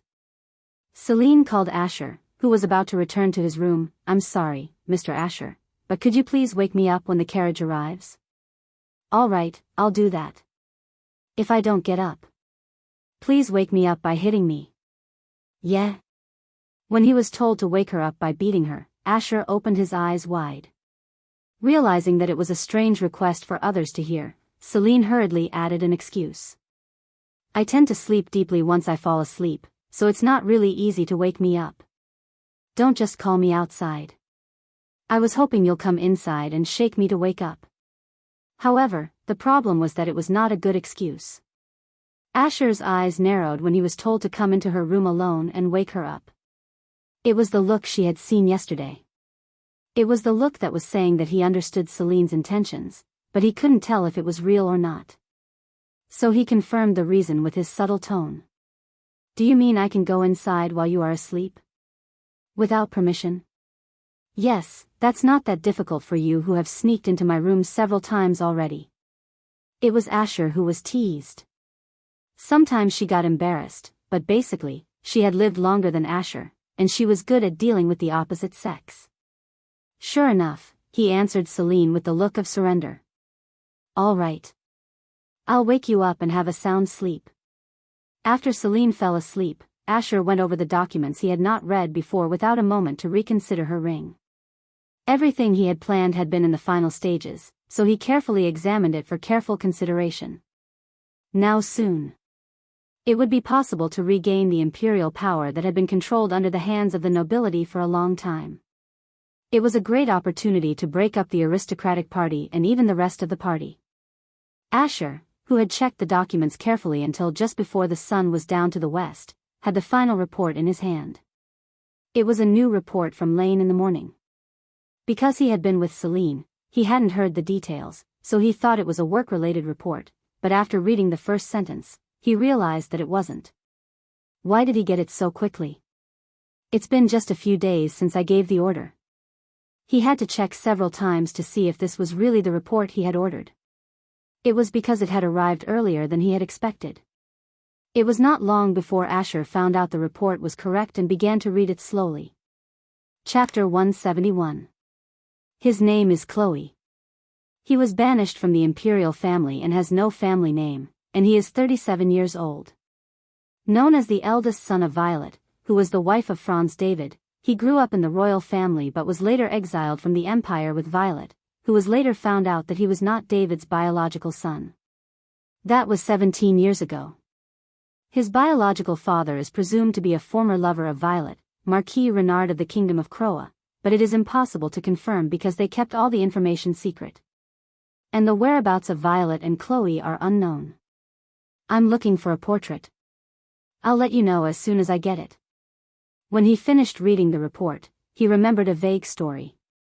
A long time ago, someone in the royal family fell in love with a foreign aristocratic woman at the first meeting, but it did not bear fruit because she had promised her life to someone. Although he had to give up, the royal man couldn't stop thinking about her and forced her to marry him. Later, he lived happily with 2 children, but realized that one of them was an extramarital child of a woman's extramarital affair. He then kicked out his wife and son in anger and expelled them. That was a true story. That's why the report arrived quickly. Although it was a while later, he seemed to have been involved in the case that had made a fuss in the imperial castle, so he seemed to be able to get information quickly. It was a shame that the garbage who had forced a woman to marry him even though she had already had her lover was part of the royal family. A sneer leaked through his tightly closed mouth. A child made outside by a foreign aristocratic woman who had been married to a royal family. He grew up to a royal family, but in fact, he had nothing to do with the imperial family. Rather, he was born to his mother and father, who were nobles of the Kingdom of Croa. Franz David. That was the reason why he had died drunk all his life. What the hell does a man with such a complex background have to do with Lady Celine? Asher had heard that Fry, the eldest daughter of Franz David and Violet, had dressed Celine in the clothing of her brother, who had been deported with her mother. The portrait was still being sought, so he couldn't confirm it, but in dim memories of the past, he remembered that the face looked alike. He had thought it was simply because of the resemblance in the face, but was there a deeper story? The puzzle seemed to be in order, but it didn't work out, creating wrinkles in the middle of his forehead. I'd better keep it secret until it's more certain. It would only increase her anxiety if he would let her know the lack of information because he was not yet sure how it related to Celine. It's hard to believe that time has gone like this. Before he knew it, the sun was completely gone and it was getting dark outside the window. The carriage, which no one else was riding on, had lost weight, so it was more likely to have arrived earlier than scheduled because it was a little faster. He had to wake Celine up quickly and get on the waiting wagon and get through the gate formally. Lady Celine, it's time for us to leave. Lady Celine? So he called Celine's name several times outside the door, but there was no answer. As she had said during the day, once she really fell asleep, she couldn't seem to wake up. You said it's okay to come in, so I'll really go in. So he gave notice of what Celine had given her permission and opened the door carefully. Although he had ever sneaked in once, and he had been given permission, he went inside clearing his throat in vain. It was obvious that someone would misunderstand. Lady Celine. She seemed to have no sleeping habits, so Celine's face was somehow pale. It also looked sick. Come to think of it, she looked very strange today. She had suddenly pushed the child with an excuse of a bug. Is she okay? Should I call a doctor? He began to worry that she might have been sick by a series of things. It wasn't too much to think like that. Even though she was not a biological sister, how could she remain intact when she was framed by her sister? Lady Celine. As he thought of it, he stroked Celine's hair carefully. It wasn't so messy, but somehow he wanted to do that. He felt at the end of his hand that he didn't want to wake her up. It would be better to just put her to sleep like this. They had already made solid evidence and witnesses. Thinking so, he turned his head for a while, and he saw a box on the bedside table, which Celine had usually carried on. It's the box with an hourglass. It was a box containing an hourglass that she had said she felt comfortable to have. It was a little unusual for a woman to carry around in her arms. As soon as he saw Celine asleep, he took the box carefully. It was a little heavy for a weak lady to carry around. Nevertheless, she had carried it with her, and she seemed to cherish it. As he thought about it, he was curious about the contents, and opened the box and checked the hourglass. He looked at Celine again and took it in his hand. By the way, he felt like he wasn't touching things, somehow. What is it? Still, it was like a strange sensation he had ever felt somewhere, a very strange sensation that could not be felt on an hourglass. The familiar yet unfamiliar sense made the heart of Asher beat fast, who had been beset with anxiety. What the hell is this? Why is it felt in Celine's hourglass? The gaze of Asher, who had touched it for a long time, soon went to the hand of Celine, who had fallen asleep. The ring on the ring finger had its own color as if nothing had happened. The child of a woman who married a royal family and drank holy water, Celine resembling the child, an hourglass with a strange feeling, a man named Chloe, who was expelled from the empire 17 years ago, the ring which seemed to have changed color. Besides, Celine will also turn 17 years old after her birthday this year. Even though it made no sense to think for himself, the hand with the hourglass began to tremble a little.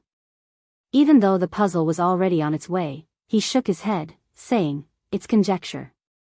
Still, the strange sensation of the hourglass from his hand indicated that he was getting the right answer. But at the same time, he felt great anxiety. It was a sense of uneasiness that he should not hold the hourglass still. It was time to hurry back the hourglass. My hourglass. Suddenly, Celine held Asher's wrist, as soon as she opened her eyes wide. It was like asking why he had her hourglass. It was a very cold eye as if facing another. As a result, he made an excuse with embarrassment. I thought it was going to fall off the table, so I was going to put it back. Was it going to fall off the table? But the inquiring Celine's speech was full of thorns. If it simply seemed to fall off the table, she wanted to ask why he was holding the hourglass himself, not the box. No matter how embarrassed he was, he lied to Celine and felt like he was a criminal who had committed treason, and he quickly put the hourglass back in place, telling the truth. No. Actually, I was wondering about this box that you carry all the time. I'm so sorry. I'm sure she'll get angry. That's her favorite hourglass. It was she who even woke up with a sense of déjà vu. After looking at him in a calm, unspoken stare for some time, she soon slowly closed her eyes and nodded her head, saying, I see. I would have shown you if you had told me. In addition, the sharp expression on her face had disappeared. It was because she had great confidence in Asher. Is the carriage here? Yes. Oh, yes. We have to go. Then I'll change my clothes and see you outside. Okay. Then he left Celine's room and glanced back. There was a box of the hourglass within the reach of his gaze. Chapter 172. They were able to reach the kingdom of Croa smoothly through several cities as planned by Asher. Fortunately, the speed of the official document was slower than their movement speed, so there was no difficulty in their moving. The carriage gradually slowed down when it arrived at the border and soon stopped. Mr. Asterapi. Then they heard Lane's voice right outside the carriage. It meant that they should come out. Although it was the Crown Prince's carriage, it was not an official visit, so they had to go through a formal procedure unlike before. So he expressed his intention to go out soon and gave a look to Celine. We have to go out. They had been through a few cities, and they had sent a person to inform their visit in advance, so luckily they didn't have to wait or prepare anything. It was enough to simply show his face and prove that it was the crown prince, and then sign. Somehow it's noisy outside. So Celine, who was about to go out with Asher, cocked her head in the murmur of voices outside. Asher answered to Celine's wonder. Maybe it's because of our wagon. They must have wondered what a carriage was because it stopped in front of them without standing in line. What kind of a great man is riding on it? If it had been stamped with the imperial emblem, they would have bowed their heads, but the current carriage which Celine and Asher were riding was without a particular emblem, so people's curiosity grew. Lady Celine, give me your hand. Celine slowly went out, holding the hand that Asher reached out after he had got off the carriage. Their eyes widened and swallowed their breath, who had been babbling at the mysterious carriage, as they saw Celine appearing from the carriage. Who in the world is the woman with such beauty? She had always been an eye-catching woman because she was beautiful without decorating. Now, however, the more brilliantly decorated than usual, Celine's figure was enough to catch everyone's attention. Countless crowds waiting to cross the border noticed the two, and there was a man rushing through them. He was seen as a high-ranking noble. He rushed out and greeted him, kneeling on the ground. "WL, welcome to the kingdom of Croa. Your Highness Franz Asterope." And the crowd, who had been babbling again, hardened, as soon as the identity of Asher was known. How dare they stood up in front of the crown prince? The crowd, who were watching, bent down to the point where their noses touched the ground. "I don't know what I'm going to do, as you welcome me like this. It's an honor. Please sign it and go straight through the door." On the document that he brought himself, he immediately wrote down his name, and this time it was Celine's turn. As she was a woman who came with the crown prince, the man who still kept an extreme low attitude called her name and written in the document he had received in advance. "Are you Lady Celine of the Rosent family? Lady Celine of the Rosent family?" Celine's name had been already widespread because there were so many people who had made their fortunes by their own efforts with the help of the empire. So the audience looked sideways unknowingly and checked her face again. They had been told that the investor A was a beautiful noble lady, but they were impressed by the fact that her beauty was so overwhelming that each could not express it. It was also the same for him who had come out to meet Asher and Celine, and he was bewildered by Celine, and he forgot his duty. "Where do I sign?" "Yes, you can do it here." When Celine smiled and reawakened him to his duty, the man, who realized his rudeness, bowed down again and presented the document to Celine. Celine, who did not blame him but gracefully filled out her name, returned the document. Then the man thanked her several times as if he had been greatly graced. "I hope you'll have a comfortable stay and go since I've got a lodge ready." The man bowed his head again. Thanks to the turmoil, the rumors of the crown prince of the empire and the star of the empire who visited quickly spread throughout the kingdom of Croa. It won't be possible to go out. It was a luxury accommodation only for the nobility, but it was noisy outside due to the crowd. Most of them were commoners who wanted to have Celine in their eyes even once.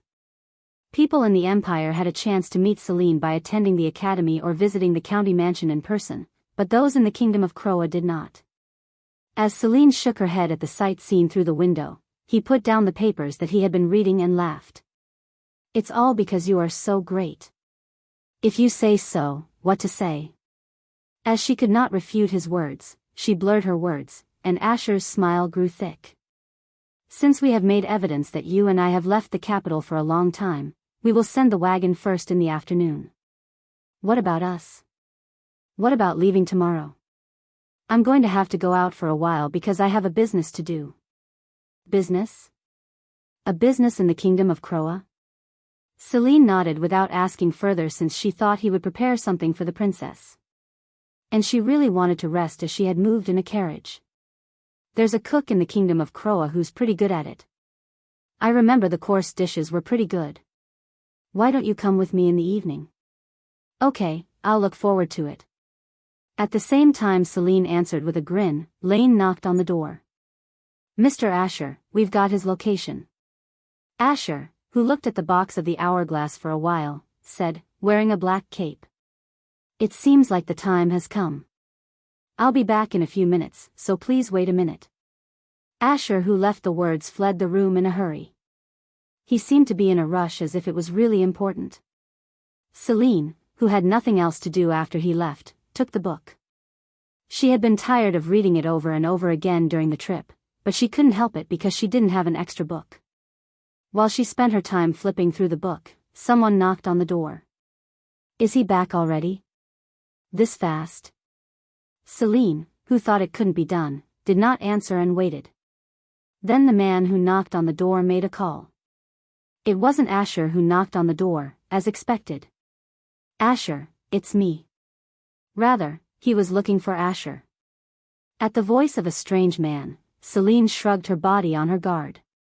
They would have set up security, but she didn't know how he got here through it. And somehow he was calling him by his nickname. Why don't you answer? It's me. In a hurried voice, Celine picked up the box of the hourglass so that she could turn back the time at any given moment. Celine, who was ready, informed the visitor of the absence of Asher. It's been a long time since he left. So you'd better come back later. Why? Isn't it first to meet me? In a very curious response, it occurred to her that he was the one who Asher said he had something to do with. There was a possibility that they had missed each other. Are you the one who made the appointment? No, that's not it. So she asked him, but the man answered firmly that he was not. At times like this, it was normal to lie. He was a very honest man. You'd better come back later, then. How much I've cooperated, it's too bad. Besides, he had a frustrated answer. The tone of his grumbling reduced her nervousness a bit. For a while, he muttered something as if to speak ill of Asher, and soon turned the subject around and asked an abrupt question. By the way, are you Rose Celine of the rumor? A lady who the insensible Asher has been charmed to? It was a rude question, but she couldn't point out because she thought he was not an ordinary man, as he knew who she was but talked down. Then who are you? I'll let you know if you show me your face. I heard you're a beautiful lady who anyone would love you at a glance, but I'm curious. No, I'm not so curious, and please go back. Haha. What an interesting young lady. Chapter 173. It was not funny at all, but the man outside the door laughed loudly. It was a very strange man. All right, I'll come back later, just like you said. I can't get in the room as you are alone. Fortunately, the man who said so soon disappeared with a clear sound of footsteps. Only then did Celine barely take a breath, close her eyes as she buried herself deep in the chair. Rather, she wanted to go back to the Empire quickly. After going out during the day, Asher returned to his quarters only after sunset. Things didn't seem to have worked out well, seeing that he had a bad look. Returning, he ordered something with a pretty serious face to Lane, and then went out to dinner with Celine, trying hard not to show it. Does it fit your taste? Yes. That's what Mrs. Asher said. It's a stopover every time I come to the Kingdom of Croa. I'll have to, likewise. In the empty restaurant with no one, only the words of Asher and Celine sounded.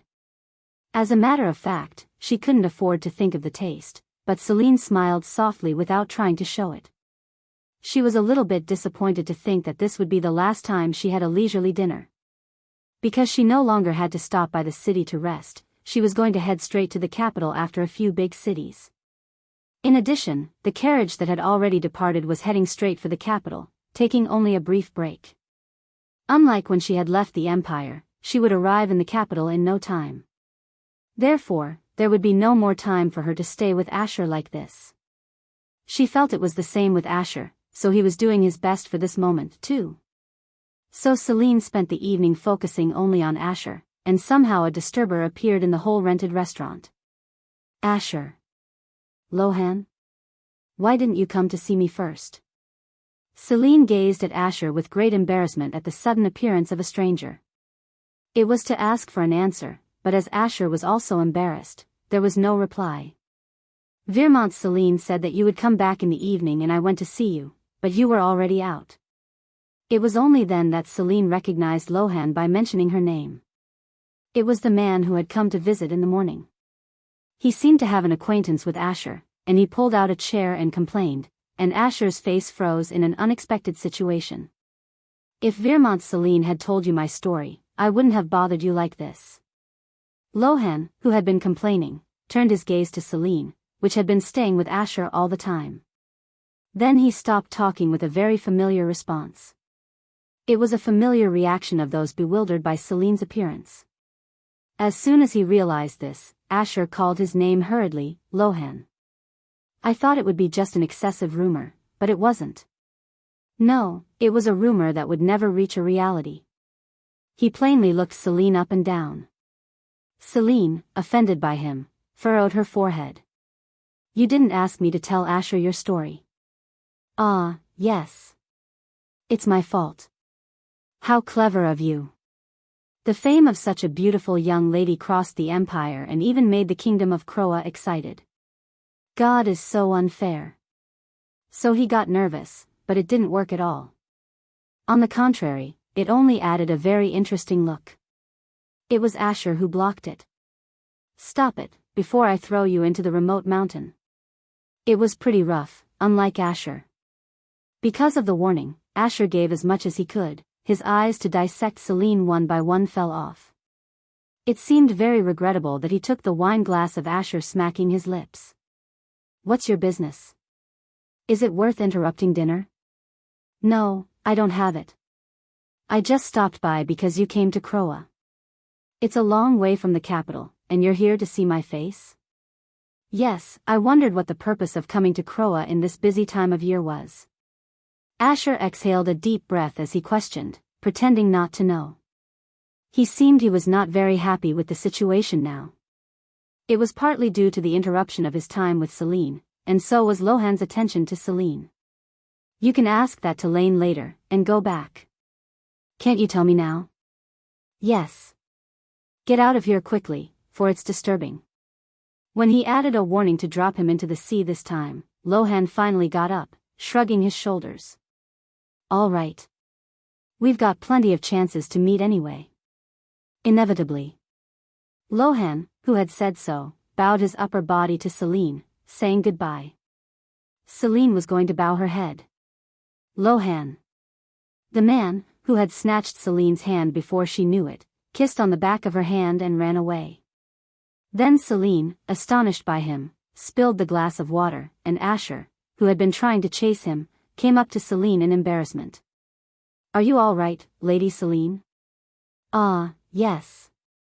Only one man appeared and disappeared, but she was out of her mind. Somehow, when she was in a bad mood, she wiped off the back of her hand, and Asher, who had furrowed his forehead, took Celine's hand to stop it. And then you get hurt. When he said so, he checked Celine's expression of displeasure and took his lips where Lohan had kissed. It was nothing but a usual act, and strangely enough, the unpleasantness on the back of her hand had gone away a little. So you'd better get back to rest. I'll leave him in the mountains, so don't worry. I see. And the feeling of discomfort was scattered at the face of Asher, who was very concerned about Celine. We'd better leave right after breakfast. It's hard to get to the Empire at once with my ability, so you have to ride a wagon in the middle. Celine nodded at the explanation of Asher. It was finally time to end the vacation and go to punish the wicked woman. Where did she disappear? After Celine and Asher had vanished like illusions, Lyra, who was left alone, blinked. She had been right in front of her a moment ago. No, where did the crown prince suddenly appear? Feeling embarrassed and confused, she found a broken bracelet as she groped it around with her trembling hands. It was the bracelet Celine had been wearing. I don't think it's a dream. Then where did she disappear? What's the matter, miss? Without a moment to think, those who heard Lyra's screams gathered, and they turned deadly pale and shouted at the terrible sight before their eyes. Yahweh! Oh my God! The Count! Call a doctor quickly. Before they found Lyra, they found the Count first, and each of them screamed and announced this terrible situation. Then, Lyra got out of the mystery of the sudden disappearance of Asher and Celine, came to her senses, held the broken bracelet in her hand, and declared the cause of the disaster. My sister. My sister did that. She suddenly pushed my father, and ran away. The audience reacted with mixed reactions to Lyra, who cried with a pale face. No way. Miss Celine. I knew it. She couldn't hide her true nature so easily. She's been fooling everyone all this time. Where the hell did she run away? How dare her? We have to catch her now. Contrary to the servants and maids of the mansion who were embarrassed and hesitant, the guests raised their voices with bloodshot eyes, and Lyra shook her head, thanks to the reaction of the guests. It happened so fast that I don't know. Sob sob. However, there was distrust in the faces of the servants and maids, because she had repeatedly framed Celine. Some of Lyra's side also showed signs of uneasiness. However, they couldn't take it out of their mouths, since they couldn't say that everything was true when they had seen her in the meantime. When she noticed this, Lyra began to create witnesses. Didn't Lady Median and Lady Wendy see it? I thought your eyes seemed to have seen it. Her face looked very sad, but Lyra, whose eyes were horrendous, pointed to the two ladies. The two young ladies who were pointed out were from the low-class noble families. They were ladies from a powerless family who could not endure it without taking sides. Yes? Chapter 174. How could they dare say no to the future Duchess's question? Although they had not clearly seen it, the two young ladies looked at each other, and soon nodded positively. Yes, yes. I saw it. I also saw it, even Lady Celine was running down the stairs. Oh, my God. How could she do such an immoral thing? Every young lady gathered, expressed their anger in her statement.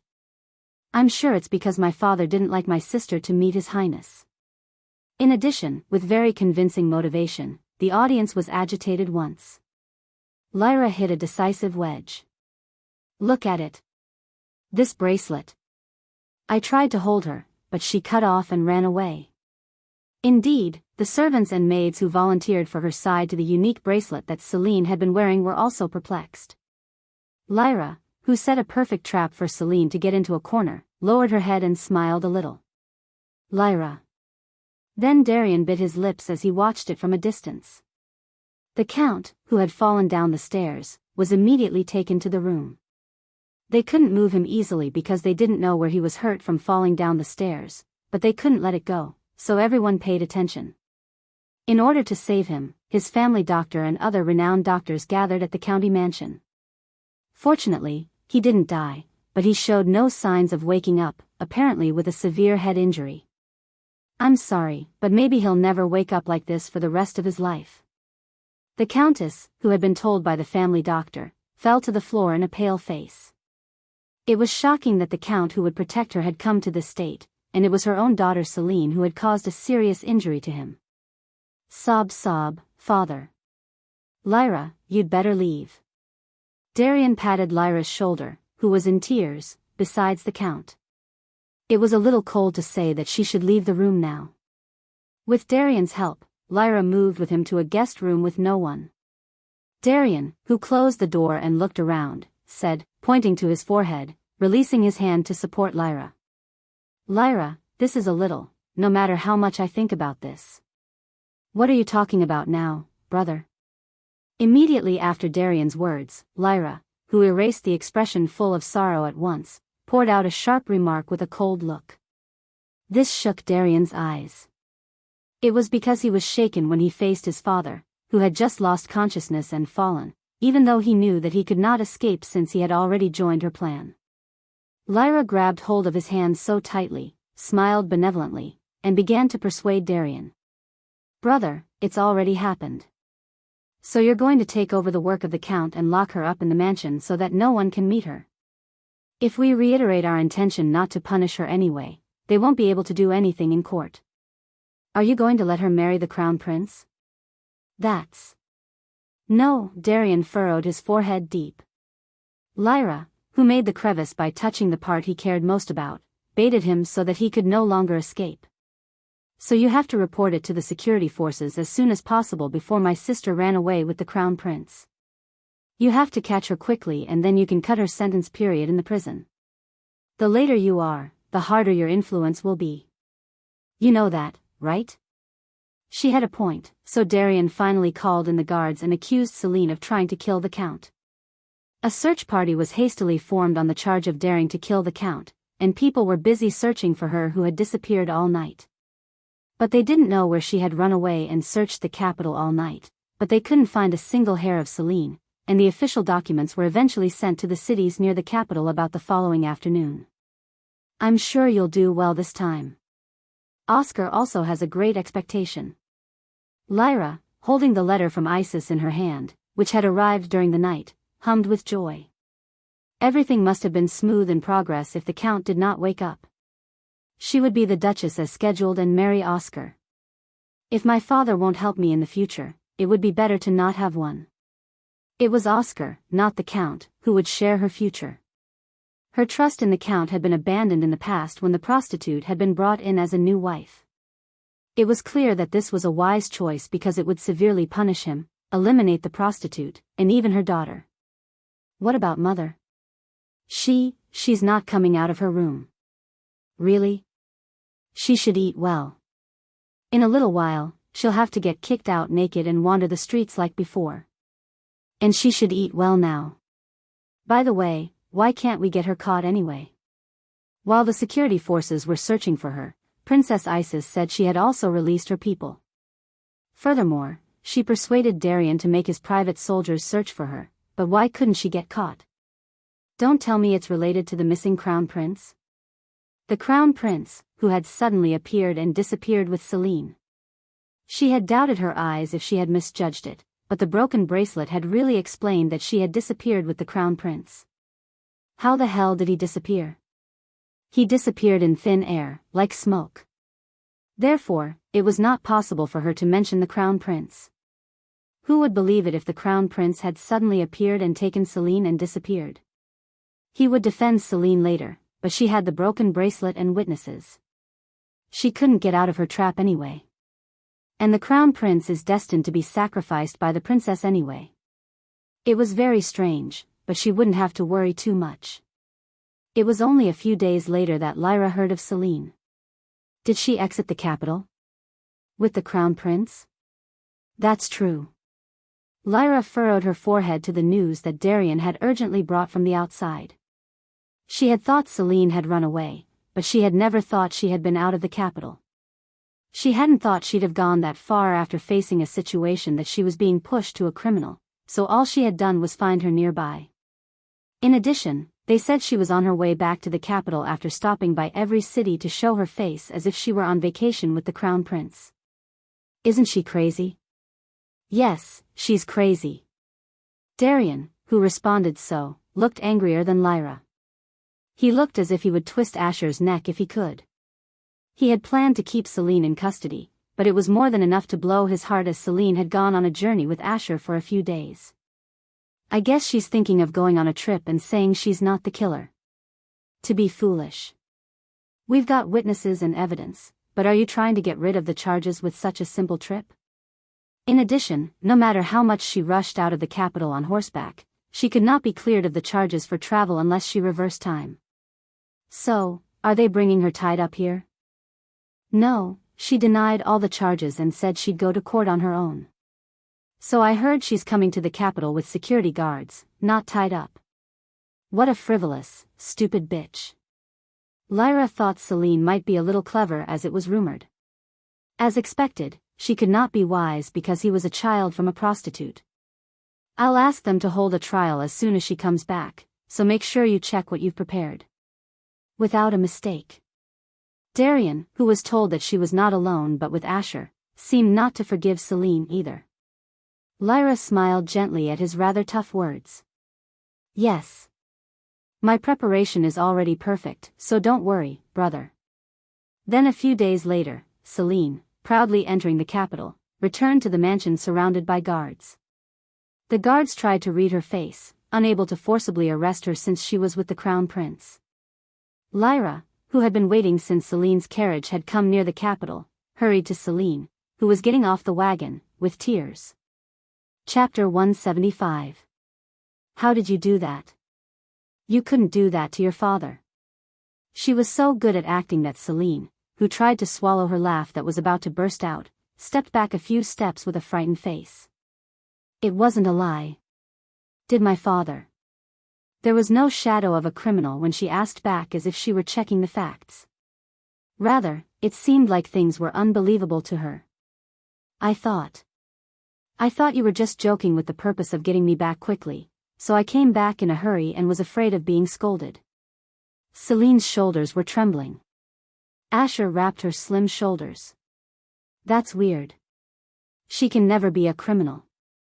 The frightened Celine burrowed into the arms of Asher as he took her side. Just a moment ago, Celine said she wouldn't let Lyra go. Some might swear at Celine's two faces, but it wasn't him. He really liked the way she even created public opinion to achieve what she wanted. Besides, she burrowed into his arms, so he couldn't hate it. Whatever your highness says, there are evidence and witnesses. I don't want to believe it, but I saw it with my own eyes. Celine shuddered at the news that she had witnesses despite her performance. When Asher, who thought it was because she was afraid, lowered his gaze and identified Celine, instead of fear, he could see the tip of her mouth rising. Lyra is lying. They had already produced irrefutable evidence even if there were witnesses. However, she had a false witness. Countless people seemed to believe her remarks. You're stuck in a self-made trap with all your might. There was no way to rescue her, and Asher said as if he could not help it. Then, you'd better tell the truth in court. I can't help it if you want to. Poor father. When did you say the trial will take place? Lyra, who looked very sad, asked Darian, who had been staring at him all the time. Both of you, a brother and a sister, had been waiting for your stepsister to come after digging a trap in pairs. Oh, poor Celine.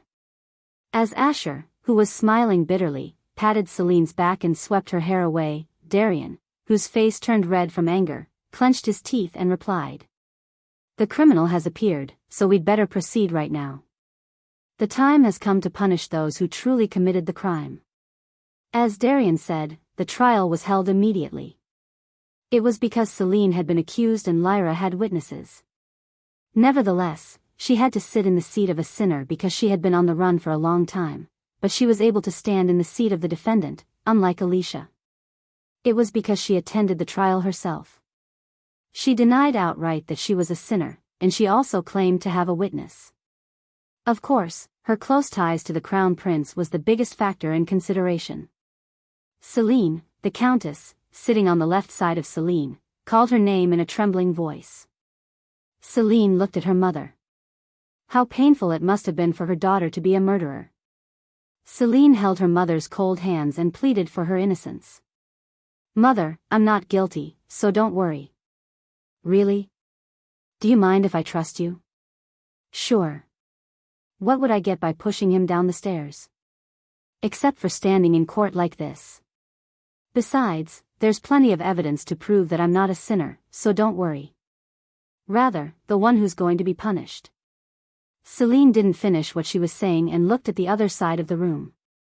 There was a man next to Lyra, who she had never seen before. Perhaps he was Lyra's lawyer, and next to him was Darian. They didn't expect the outcome of the trial and seemed to think they would win. Their proud, arrogant faces had no signs of retreating. Lady Celine is not guilty. I assure you that. I'm relieved to hear you say that. The Countess's face was a handful lessened by the addition of Asher, who sat on the right side of Celine. When the Crown Prince said that he would guarantee it, her worry vanished. Isn't he in a position to take away the sins that exist? Soon after, people began to enter the courtroom. It was known throughout the capital just before the trial that Celine had appeared near the capital and was crowded with people watching the current situation. And there, Celine could even meet an unexpected figure. My God. Lady Celine, you didn't do that, right? It wasn't you who did that? Are you okay? You lost a lot of weight. Before the trial began, Corinne appeared in tears as if she had rushed after hearing the news. She looked so bad that she seemed unable to sleep at ease since Celine was wanted as a criminal. The Marquis of Vincent, who appeared holding Corinne's hand, also seemed to not believe the rumors about Celine. Celine nodded and denied the sin. It's okay, Corinne. I'm not really the sinner, so don't worry. I'll prove my innocence. Yes, I believe you, Lady Celine. I wish you luck, too. In addition, Baron Burboom, Annie, Jessica, Celine's followers, and ladies who stood up for Lyra were on the seats, and Julia was also seated behind Lyra. Apparently, she was expecting the end of Celine. Julia stared at Celine, who sat next to the crown prince, as if to kill her, and soon patted Lyra on the shoulder and offered her consolation. Perhaps she was praising her accomplishment that she had been good at dealing with the daughter of a dirty prostitute. They're so stupid. How could you boast of a crude relationship made up of petty tricks, even if you don't know what face you're going to leave this courtroom with later? As if to encourage her, Asher took Celine's hand. At the same time, a judge appeared, and soon, the trial began. Start the trial. The judge was none other than Fry. She seemed to be assigned this time because she was mainly in charge of the court of the nobility. Though it was a trial that she would not lose anyway, she was wondering whether her presence would benefit or not, and the tension was a little bit removed from the look of Asher, who confirmed Frey's appearance. Defendant Virmont Celine, you were accused of pushing the Count of Virmont down the stairs. Is that true?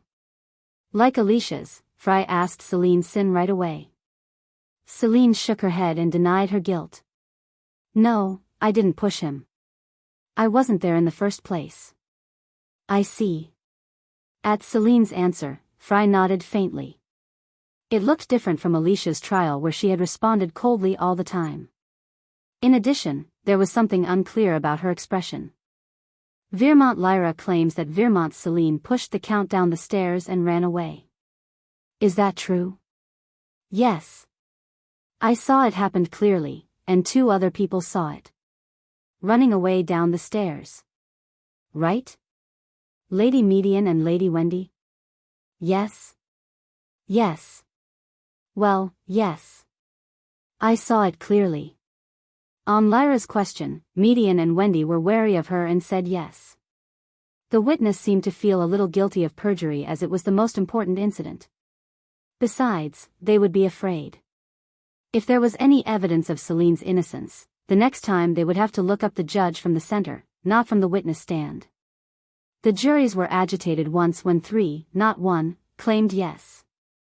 In response, Fry put in her eyes on the charges she had received in advance and Lyra's statements. The hands of the Countess, who held hands with Celine, became colder in an unfavorable situation. Okay. Because there are enough witnesses, I'm sure it's Virmont Celine's crime.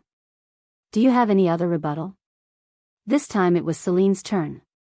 Celine stood up proudly and pleaded not guilty. Of course I'm not guilty. The wrinkles in Frey's forehead quickly disappeared at Celine's words. She nodded as if to speak quickly. In the first place, I wasn't at the mansion at that time. I was out of the capital with His Highness the Crown Prince. That's a hard argument to prove. No, God gave me the chance to prove that He felt sorry for me. Lyra raised her voice and said, "Don't lie to us. You make a ridiculous claim. That can't be. I saw it with these eyes. How shameless can you be after pushing your father down the stairs?" Chapter 176. For a woman who had pushed her real father, she was shameless, and Celine laughed at it. Yeah, so you had been using dirty tricks in the past, putting poison in my teacup. Someone who was shameless pushed my father. It's not me, but she is the real culprit. Stop lying. Lyra, even now, reveal the true culprit and withdraw your perjury. The real culprit is you, sister. Stop. Stop it. This is the court. The 2 were ready to fight right away, so Fry spoke out and intervened. If Celine proved that she was not the real culprit, she did not have to fight hard because Lyra's perjury would be confirmed. There's evidence that I wasn't in the mansion at that time. It's a lie. Apparently, everyone saw you. When Celine said there was evidence that she was not in the mansion, Lyra stared at the ladies behind her one by one and forced them to answer. Yes, right? You've seen her, haven't you? Lyra forced them to answer. Yes, I saw her. That's right. I ran into her when she got back to the mansion. I even talked to her. This time, the testimony came out without difficulty because they had seen her. They were genuine faces. Celine smiled and said yes. Yes, it's true that I visited the mansion. By the way, did anyone see me after I went into the mansion? There was none, right? It was because I left the mansion right away. Although they were on Lyra's side, there was no lady to help her by breaking the law or perjury. Moreover, most people seemed not to expect Celine's rebuttal, as they believed Lyra's argument. But it's weird. Celine's voice rang out in the court, which had been cold in an instant, questioning what seemed to be really strange. Why don't the two say anything? Who said that they had seen me running away down the stairs? They testified that they had seen Celine push the Count down the stairs and run away, and it meant that they had seen Celine since she had entered the mansion. Still, why didn't they say anything? Why couldn't they relate Celine's question to what they had seen? Well, that's... Oh, come to think of it, I saw you. We saw you.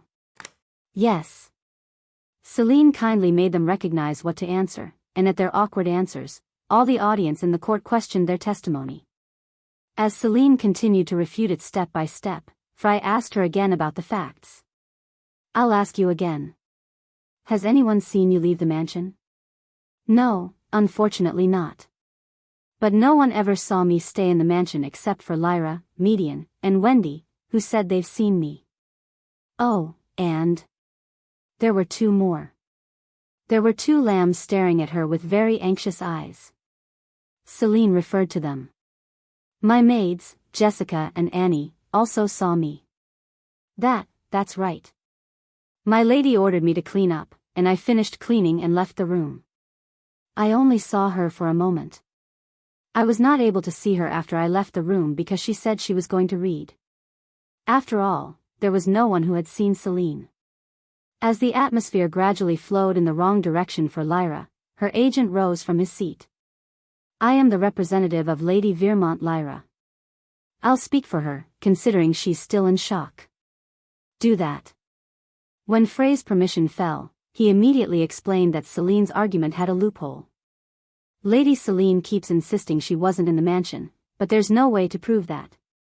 And 3 ladies are saying that they saw Lady Celine push the Count down the stairs. It certainly is. So it is Lady Lyra's testimony that is credible. Unfortunately, Lady Celine doesn't have anything to refute or any witnesses. Everyone seemed to agree with him.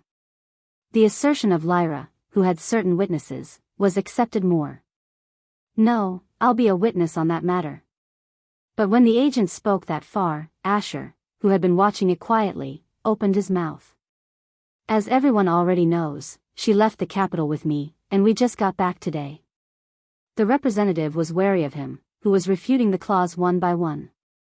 This was because the Crown Prince was the one who had to refute it. Nevertheless, he cleared his throat for his job and rebutted with his eyes at a strange place. It'll be possible after the crime. There is evidence to prove that Lady Celine was not in the mansion at that time. Are you talking about evidence? Yes, evidence. We just returned after making a payment that was put on credit. I even have the receipt. God must have intended to help Lady Celine, who was afflicted by injustice. Asher took a paper out of his arms. At Frey's instruction, the document was handed over to the judge. It's a bill of credit? Yes, I sneaked out of the capital with her and arrived in the next city, but I was too busy to prepare some money. That's why I got credit and paid it back on my way back. The Crown Prince bought something on credit? The audience was in a state of confusion at the absurd evidence, and Lyra had a face that wanted to shout that it was a lie. Your Honor, I want you to pay attention to the date and time. At Asher's words, Fry checked the date and time on the bill.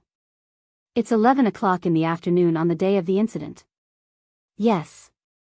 If Lady Celine ran away after pushing the Count, it was impossible to move to the next city at that time. It's a half-day ride to get there. Frey's expression became brighter in the appearance of irrefutable evidence. The representative, who realized that if this were true, the seat of Lyra and Celine would be reversed, countered with a pale face. Your Honor. Such evidence can be produced at will. There are a number of witnesses, so I hope you check them out. Okay, I'll send someone over to check right away. Fry handed something down to the servant, who was waiting for her, and the servant, who checked it, left the court right away. In the quiet courtroom, Celine's clear voice rang. Your Honor, I've got permits to and from the cities, and can I submit them in case? Of course. It's also easy to calculate the time, so that's a big piece of evidence. Frey's face, confirming the permits, was quite serious. Still, the public opinion leaned towards Celine not being the real culprit, although Fry was not asking for more evidence. Okay. Is this the end of both sides' arguments? I'd like to adjourn for a moment to see if the evidence submitted by the Crown Prince is true. If the facts were confirmed, then the seats would be reversed this time. No, Lyra should go to Emma's place of the seat, not Celine's. She would be punished as much as Emma, who was executed and disappeared. Miss. The agent called for Lyra in a hurry. Sitting behind her, Isis had a pale face, trembling as if she wanted to run out of the courtroom at any moment. Darian was also nervous and clenched his fists to the point where his fingernails pierced through his palm's flesh.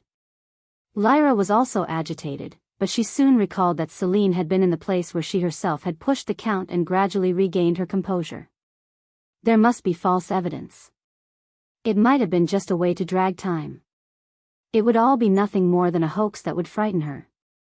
At the moment the count had fallen down the stairs, indeed Celine had been in the mansion. Lyra, who was gradually regaining her reason, soon realized that she had another card, the conclusive evidence that Celine had been in the mansion. No. There's one more. She got up from her seat and held something in her hand. Celine, who measured it by opening her eyes thin, had a smile of satisfaction. There's one more thing. What's that? Fry asked back with a cold face. Already, she seemed to think Celine wasn't the real culprit. The trial was not over yet, but it was due to the fact that the Crown Prince and Lady Celine had submitted certain evidence that could not be refuted by any evidence brought in. It's my sister's bracelet. Lyra took the broken bracelet out of her arms. As Frey's eyes continued on what it did, Lyra hastened to add an explanation. It's the bracelet my sister used to wear. She pushed my father down the stairs and dropped it on the way out in a hurry. I picked it up on the spot. Chapter 177. Her bracelet was a unique design that didn't suit the aristocratic ladies, so other ladies soon recognized it. Oh, come to think of it, I saw the bracelet, too. I talked about the bracelet when Lady Celine went into the mansion. It was a strange shape, so it was noticeable. I was there, too. She said it was a bracelet from the Crown Prince. I saw her wearing it. They were the young ladies who had been sarcastic about Celine's bracelet when she had arrived at the mansion. Why is the bracelet in Lyra's hand if it was in Celine's wrist until she entered the mansion? She said she went out right away, but when did she drop it? Moreover, didn't she know how she dropped the precious bracelet given by the Crown Prince? Did something happen for her to have to leave the mansion in a hurry?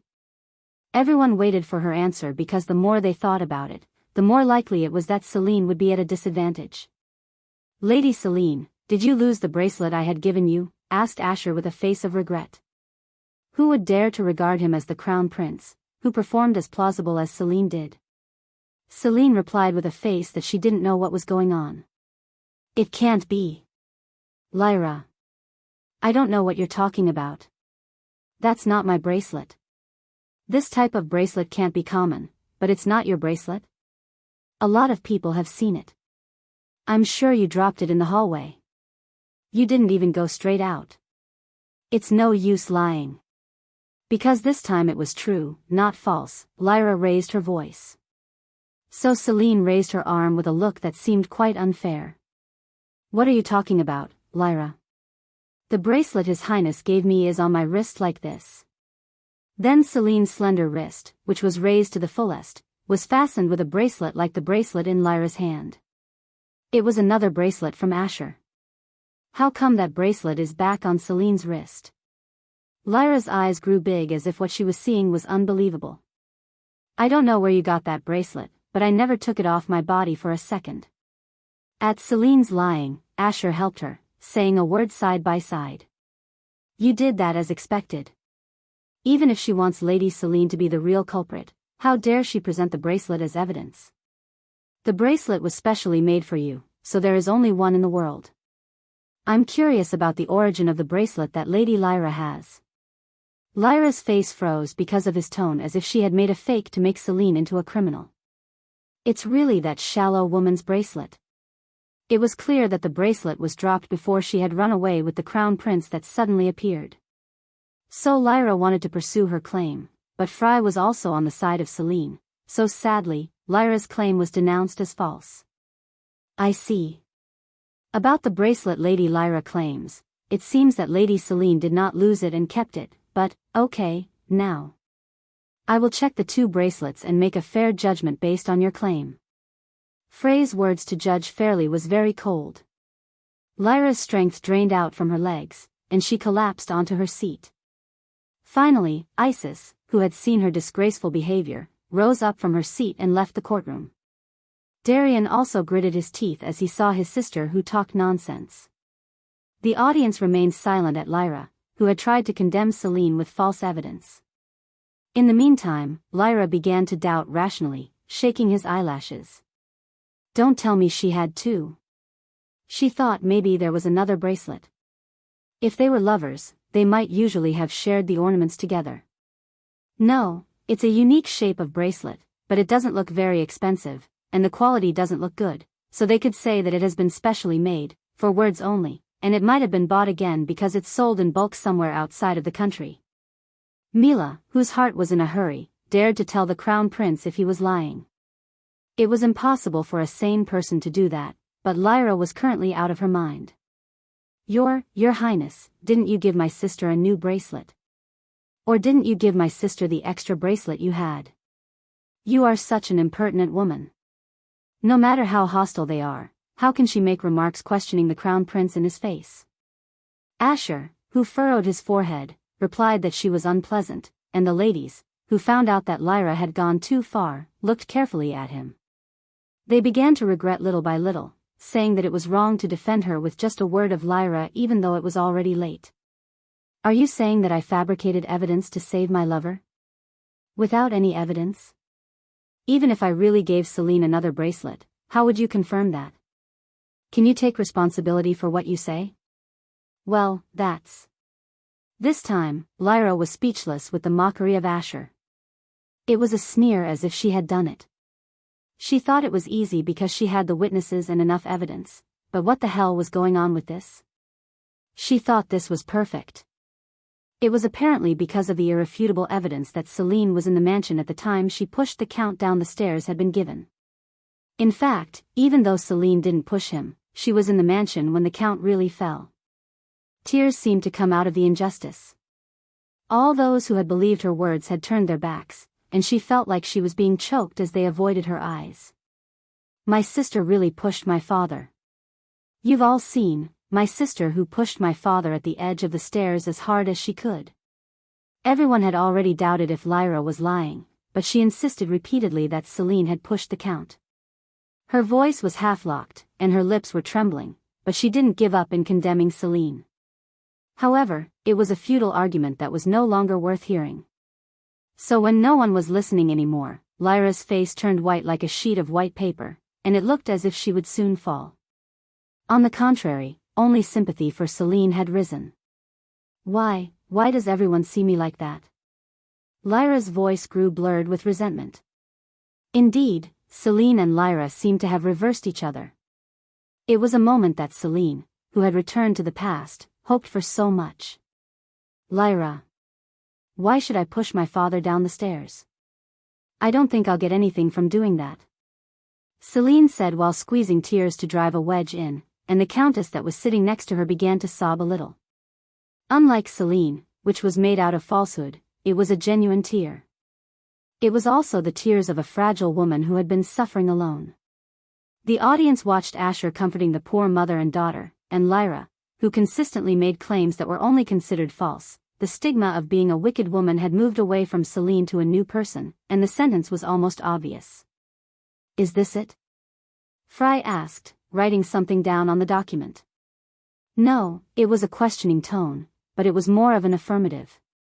Now it was an affirmation that it really wasn't worth hearing about her argument. Lyra swallowed her breath when she felt the piercing gazes at her. She wouldn't let things end like this. It was the end of severe punishment and the stigma of being a wicked woman. This ending was only right for Celine, the real wicked woman, a lowly, dirty bitch. Somebody, please, help me. When Lyra looked at her brother that was sitting next to her and asked him for help, he realized that he had no chance to save her, so he had his eyes on the floor.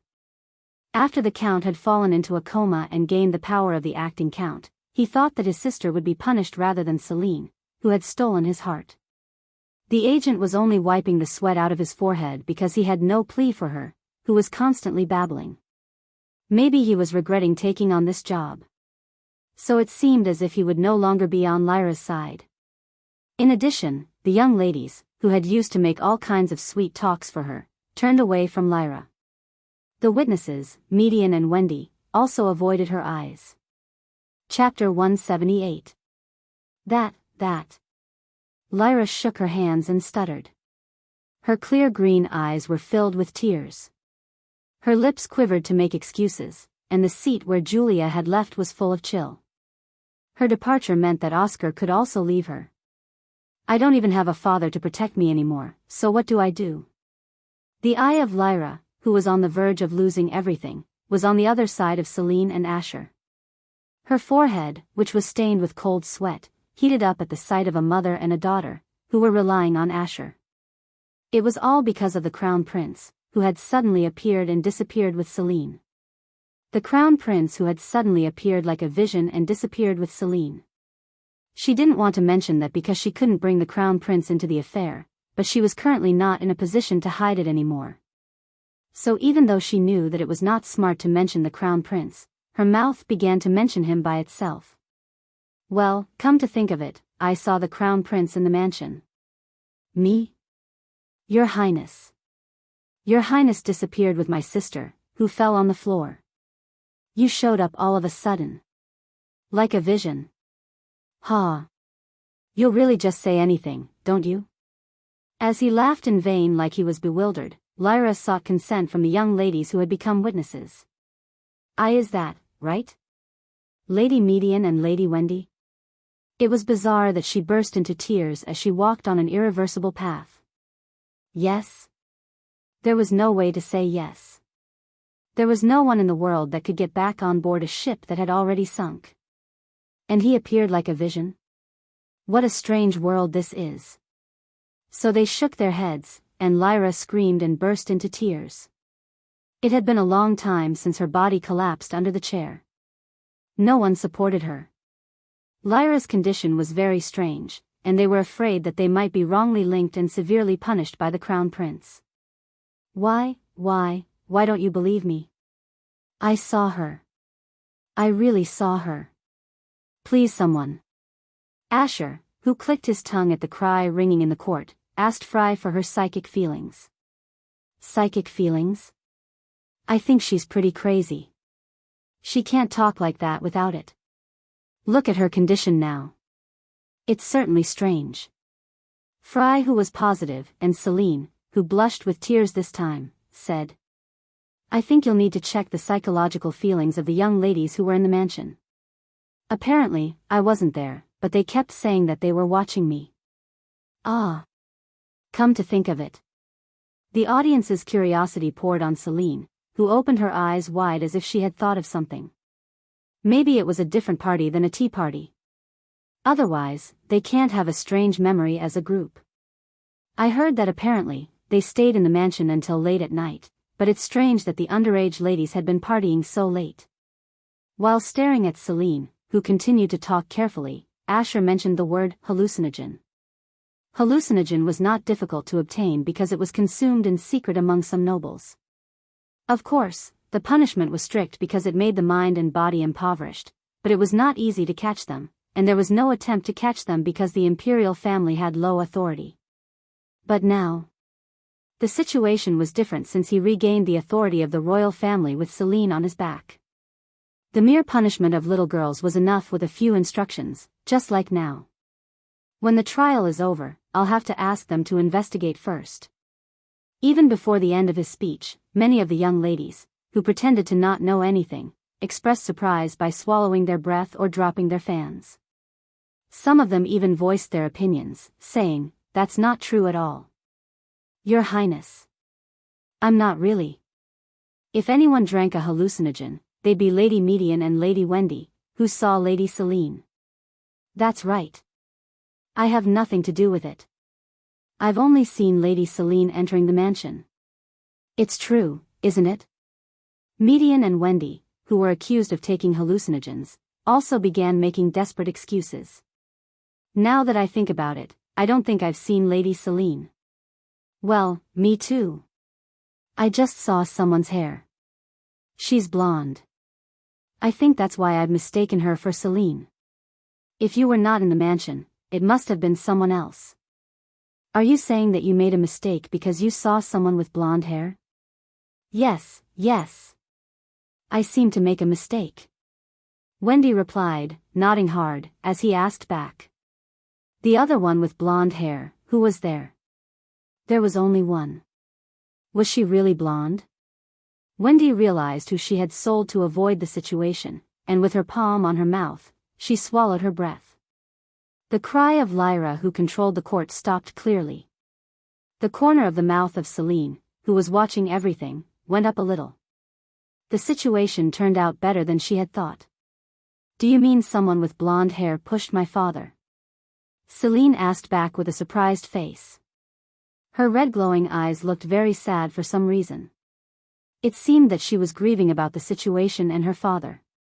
Yes. That's. Wendy, who was pointed for her hasty mouth, hesitated to answer. If she had said she had just misjudged, it would have been okay, but she was questioned as she had mentioned she saw someone who was blonde. Lady Wendy. Please tell me what you know. That's. She hesitated for a long time, but soon she could not help it, nodding her head faintly, and everyone's eyes turned to Lyra. That can't be, right? Why are you looking at me? Lyra, who stopped crying, countered with a grimace. It was a face they had never seen before from her. Nobody did mention her, but they were driving Lyra to a real criminal. The number of blonde aristocrats was quite high, but at the time the count had fallen down the stairs, the golden-haired lady on the third floor was only Lyra. Lyra strongly denied it, but she raised her voice toward the eyes that did not fall off. Don't be ridiculous. I'm sure you saw her. Lyra. Darian, who knew that the real culprit was Lyra, silently closed his eyes and lowered his gaze. All the circumstantial evidence pointed to his sister as the culprit, so he couldn't open his mouth otherwise. In addition, if he said something wrong, he would be accused of a claim like Lyra's.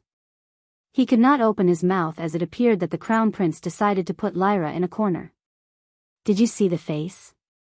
When Fry asked, Wendy, who glanced at Lyra, shook her head calmly.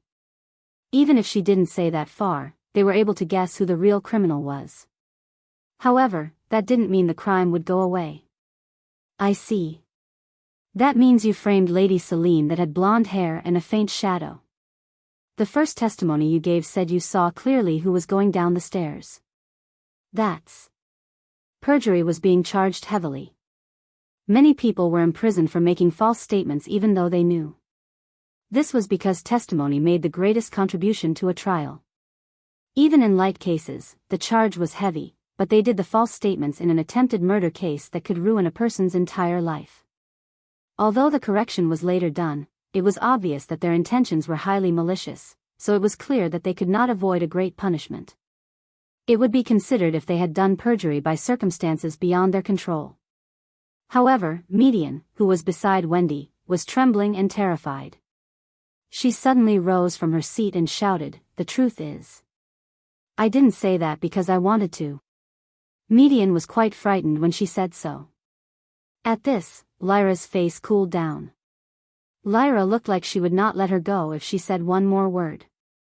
When Fry looked at her and asked, "What does that mean?" Median was frightened. She glanced at Lyra. She hesitated and then continued to speak. It's what Lady Lyra told me to say, so I'm forced to." "What are you talking about?" Lyra, who sprang up to her seat, shouted, "Don't talk nonsense." Median crouched and trembled. Wendy was beside her and was also terrified. She began to burst into tears. Celine was astonished that the two could actually betray Lyra. She covered her mouth with her palm, and the Countess's eyes rolled back as if she was going to faint. Chapter 179. How did the kind Lyra did such a terrible thing? Is there anything else in the world that is so absurd? No, it was clear that there would be nothing. She had set up a trap and attracted accomplices, but the trap was a sharp blade toward her and, to make matters worse, even her accomplices betrayed her. Moreover, the trap to finish the wicked woman made herself a wicked woman. It was hard for Celine to hide the laughter that burst out because it was so ugly as Lyra revealed her true nature and got very desperate. "When did I ask you to say that?" "I asked if you saw it, and you said that you saw it. All other ladies saw it, right?" It was not a lie but a truth, so some ladies nodded reflexively. Then, they lowered their heads in astonishment, fearing that they would soon be forced to serve as an accomplice. It's funny to have this kind of thought, but Lyra is also a very poor woman. She would have thought of herself as the finest and most elegant aristocratic lady in the empire. As Celine watched them now, it was too hard to think that they had friendly laughed and chatted. What was her personal network that Lyra had built, and as an elegant lady of the county family with such great wealth, and as the next duchess? Celine turned her head, thinking it was such a funny life. At the end of her gaze was Corinne. Caught in the arms of the Marquis of Vincent, she had a look as astounding as this disastrous situation. Will she stand by me until the end if I do something like that? As she thought so, she suddenly got an eye contact with Corinne, who was looking at this way. Her worried eyes were filled with affection for Celine. Is that so? That was why it occurred to her that Corinne would never betray herself, and she would be at her side in any evil deed. It must have been the greatest treasure after she had been returned to the past and succeeded with Asher. Lady Median. How can you lie like that? If you hadn't seen it in the first place, you should have said that. That's. You pointed at me so much and asked. Is that your excuse? Your Honor, I'm really under a false accusation. I have never given such instructions to both of them, and they have testified that they saw my sister. And, she was really on the scene. Lyra shouted as she became desperate. She seemed to be mad by the shock. In court, which was a terrible mess, Fry, who had been furrowing her forehead, pressed her temples several times and ordered her to be quiet soon. It's a mess I can't think of as a noble's trial. My head hurts. Everyone agreed.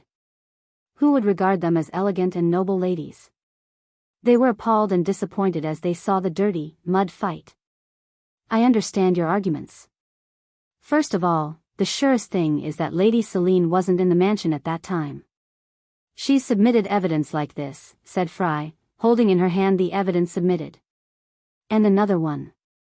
Although Lady Median and Lady Wendy couldn't recall what they saw on their own, they drove Lady Celine to the criminal, and finally changed your testimony.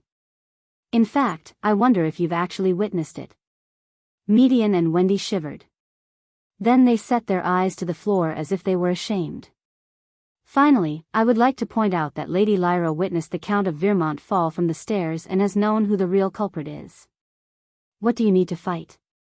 It's very simple to sort out. With that arrangement, it seemed to be clear who the culprit was. It was the only one who had witnessed the Count fall down the stairs. Perhaps it was the same in Mila who realized that, and she squeezed her voice at Fry with a great deal of malice. The culprit is really my sister. All right, I'm going to review the evidence submitted by Lady Celine and make a ruling. If the evidence is true, and the real culprit will also be revealed. Fry, who said so, got up from her seat. Her eyes staring at Lyra were as cold as the ruling had already been judged. Oh, and I'll make the ruling again at this time tomorrow. I'm sorry, but I'll put guards on you and other ladies until then. Please excuse me because I cannot be sure of the real culprit and therefore have to do it."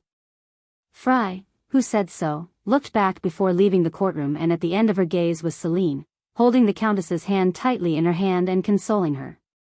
Lyra. And Lyra, who had been crying and screaming all the way through the trial, soon lost consciousness and fell to the floor. Kane hurriedly supported her, and they soon heard a voice calling for a doctor.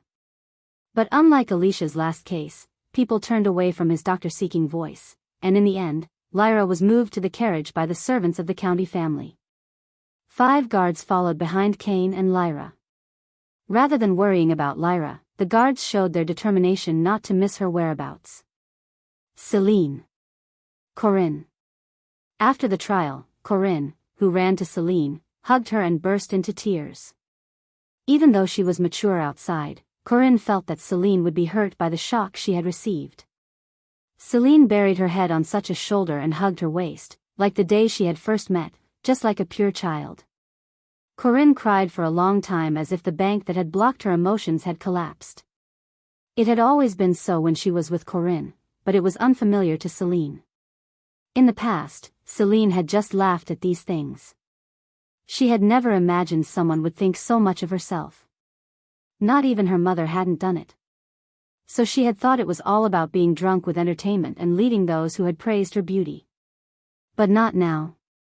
Celine felt calm and strange when she had others who loved her more than themselves. As much as they thought and worried about Celine, Celine had come to think about them, too. "Don't worry, Corinne. I'm fine and innocent. Everyone in the world knows that Lady Celine is innocent. So I hope the truth will come to light soon and get rid of the false charge." Corinne, who had been consoling Celine for a long time, soon returned home with worrying. Celine, who had 5 guards, was sent back to the mansion after being escorted away by Asher. "My God, Mississippi, look at how much you lost your weight. Would you like to take a bath first? You must be tired of a long trip, but you can't even rest." The servants and maids of the mansion, who she thought they would start doubting the case, treated Celine with great intensity. There were, of course, those who thought Celine might be the culprit, but even those people were worried about her because of her movements so far. "If I'm in a crisis or framed, it's normal to lose people around me. What's going on?" Even if she was in a very plausible trap, there were a lot of people who were worried about her. They were at best possessed by crude gifts and pretentious words. Celine, who felt strange in one side of her heart, released her emotions frankly and said, "Thank you all, Miss." She checked the condition of the Count, leaving behind the crying servants by the impression. He was asleep with a face so emaciated that he really didn't seem to wake up. How pleasant it would be if he woke up miraculously and reminded that the one who had pushed himself was Lyra. Wouldn't he be crazy? It was something that might ruin the Count's family. So she took his hand, hoping that the Count would wake up, but unfortunately, there was no movement. "So why did you pour your affection on Lyra? To such a foolish child who can't reciprocate? Besides, he had just tried to take advantage of herself. If he had changed his attitude at all, she would have turned the hourglass around even if she could be left alone in the woods, even if she could not measure the time. She was sure she had been worried about the Count falling down the stairs. However, the current Celine didn't think of that at all. This was all the Count's own gain. He was guilty of driving a humble but innocent child to the brink of the cliff, and raising Lyra so that she knew only herself and pushed her father down the stairs. Chapter 180. Lyra, who had fallen and been transported, did not return to the mansion. Maybe she took a rest in the hospital. She might not have the courage to return to the mansion where Celine was. Moreover, because Darien did not return, Celine was able to rest in the mansion and go to court the next day after reassuring the Countess, riding in the unexpected carriage of Asher. "Mr. Asher? How did you come here?" Celine, facing Asher, who was savoring tea in the garden with great ease, could not keep her word to the end in embarrassment. Asher answered her question with a gentle smile, "I'm here to meet you." The maid next to her was trembling in a pale face. "Oh, my God. Is it okay for the crown prince to show his face to such a trifle? You're even drinking tea without saying anything. Celine had no idea that he had arrived until she left the house after preparing if he had told the servants and maids not to tell what he had arrived. How do you do your job? There's nothing urgent. Asher rose as he shook his seat. Then he reached out to Celine. The leisurely figure gave Celine a small laugh. She was not seen as someone who had been framed and went to court to get a verdict. So the servants and maids, who had been worrying about Celine with open eyes all night, could feel a little relieved when they saw her smiling. Shall we go? At the urging of Asher, Celine held his hand. Then, she headed to the court in a very large, colorful carriage with the seal of the imperial family which seemed to have been deliberately prepared. Perhaps the crown prince was around her, so the guards followed her from a little distance. She could see people with their eyes wide open and their heads bent toward the carriage at every passing street. Without having to explain, it was clear that they would look at where the wagon was headed and assumed that it was the crown prince's carriage carrying Celine. Don't tell me you're going to show off on purpose. It was the same when he had visited the mansion of the county family last time, but it was a man who tried to show off in a really strange place. Then Celine narrowed her eyes and stared at him, and he asked again, why? Is there anything wrong? No, it's just. She did that because everything was cute, his neat face, his hand that held her hand, and his curious eyes.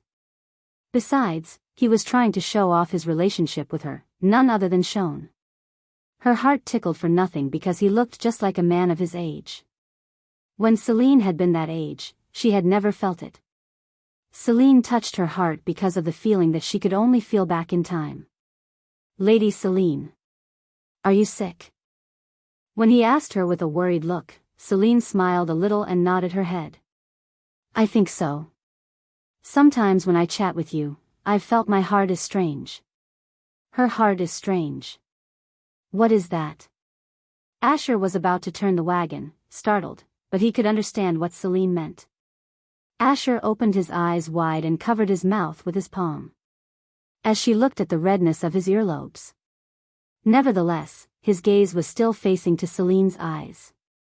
Celine also faced Asher's gaze.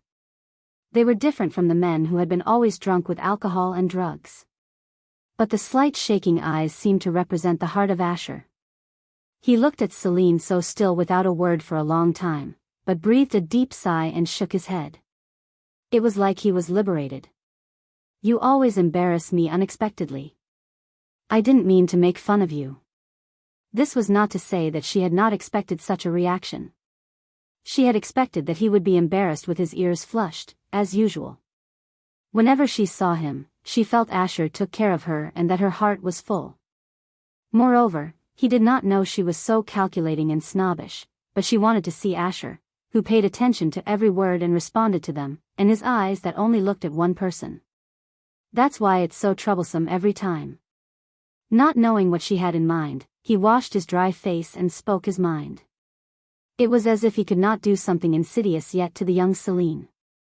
However, it was Celine that was really insidious. I don't know why you're having a hard time. Did I do something wrong? He stared at Celine's clear eyes, as she answered, but he held his fists, avoiding her eyes, and started acting strangely. While she watched him with a deep gulp of laughter, the carriage reached the court. There were a lot of people in front of them who couldn't even enter the courtroom if they had heard the rumor. Some of them were familiar faces. They were the businessmen and their wives who had been invested by Celine. Whereas in the past, there had been only those who had wanted to curse her and her death, there were so many people now who were worried about her wherever she went. She thought it was like a dream. Lady Celine. Thank you for coming here, if you're busy. Celine, who answered and told them not to worry, entered the courtroom under the escort of Asher. I'm surprised that she has arrived in advance. Darian and Lyra were inside already. The young ladies, who had filled her back, were all gone, and they sat alone in desolation. Of course, her expression was propped up by evil. The perjury ladies were far away. I'm sure the guards urged her. They couldn't have done that to you, because I visited you myself. Ah. Darian, who put Lyra in a feeble state on his shoulder, frowned at Celine coming in with the crown prince. Lyra also gave a look of exhilaration. How dare the crown prince be you? Asher also paused in a bad mood after finding them. Celine leaned her head on his shoulder, sticking to the side of Asher, making Darian feel uncomfortable, as Darian's behavior was foolish. And Asher trembled his body, surprised. Nevertheless, he didn't avoid their eyes but gritted his teeth. He was the eldest son of Count Vermont, as expected. His sister might soon be severely punished, but he was only interested in a woman. Isn't it just like his father? Perhaps his interest in taking over the county family on behalf of the fallen count was no longer Lyra. His purpose from the beginning was to dominate the county family and wield it at will.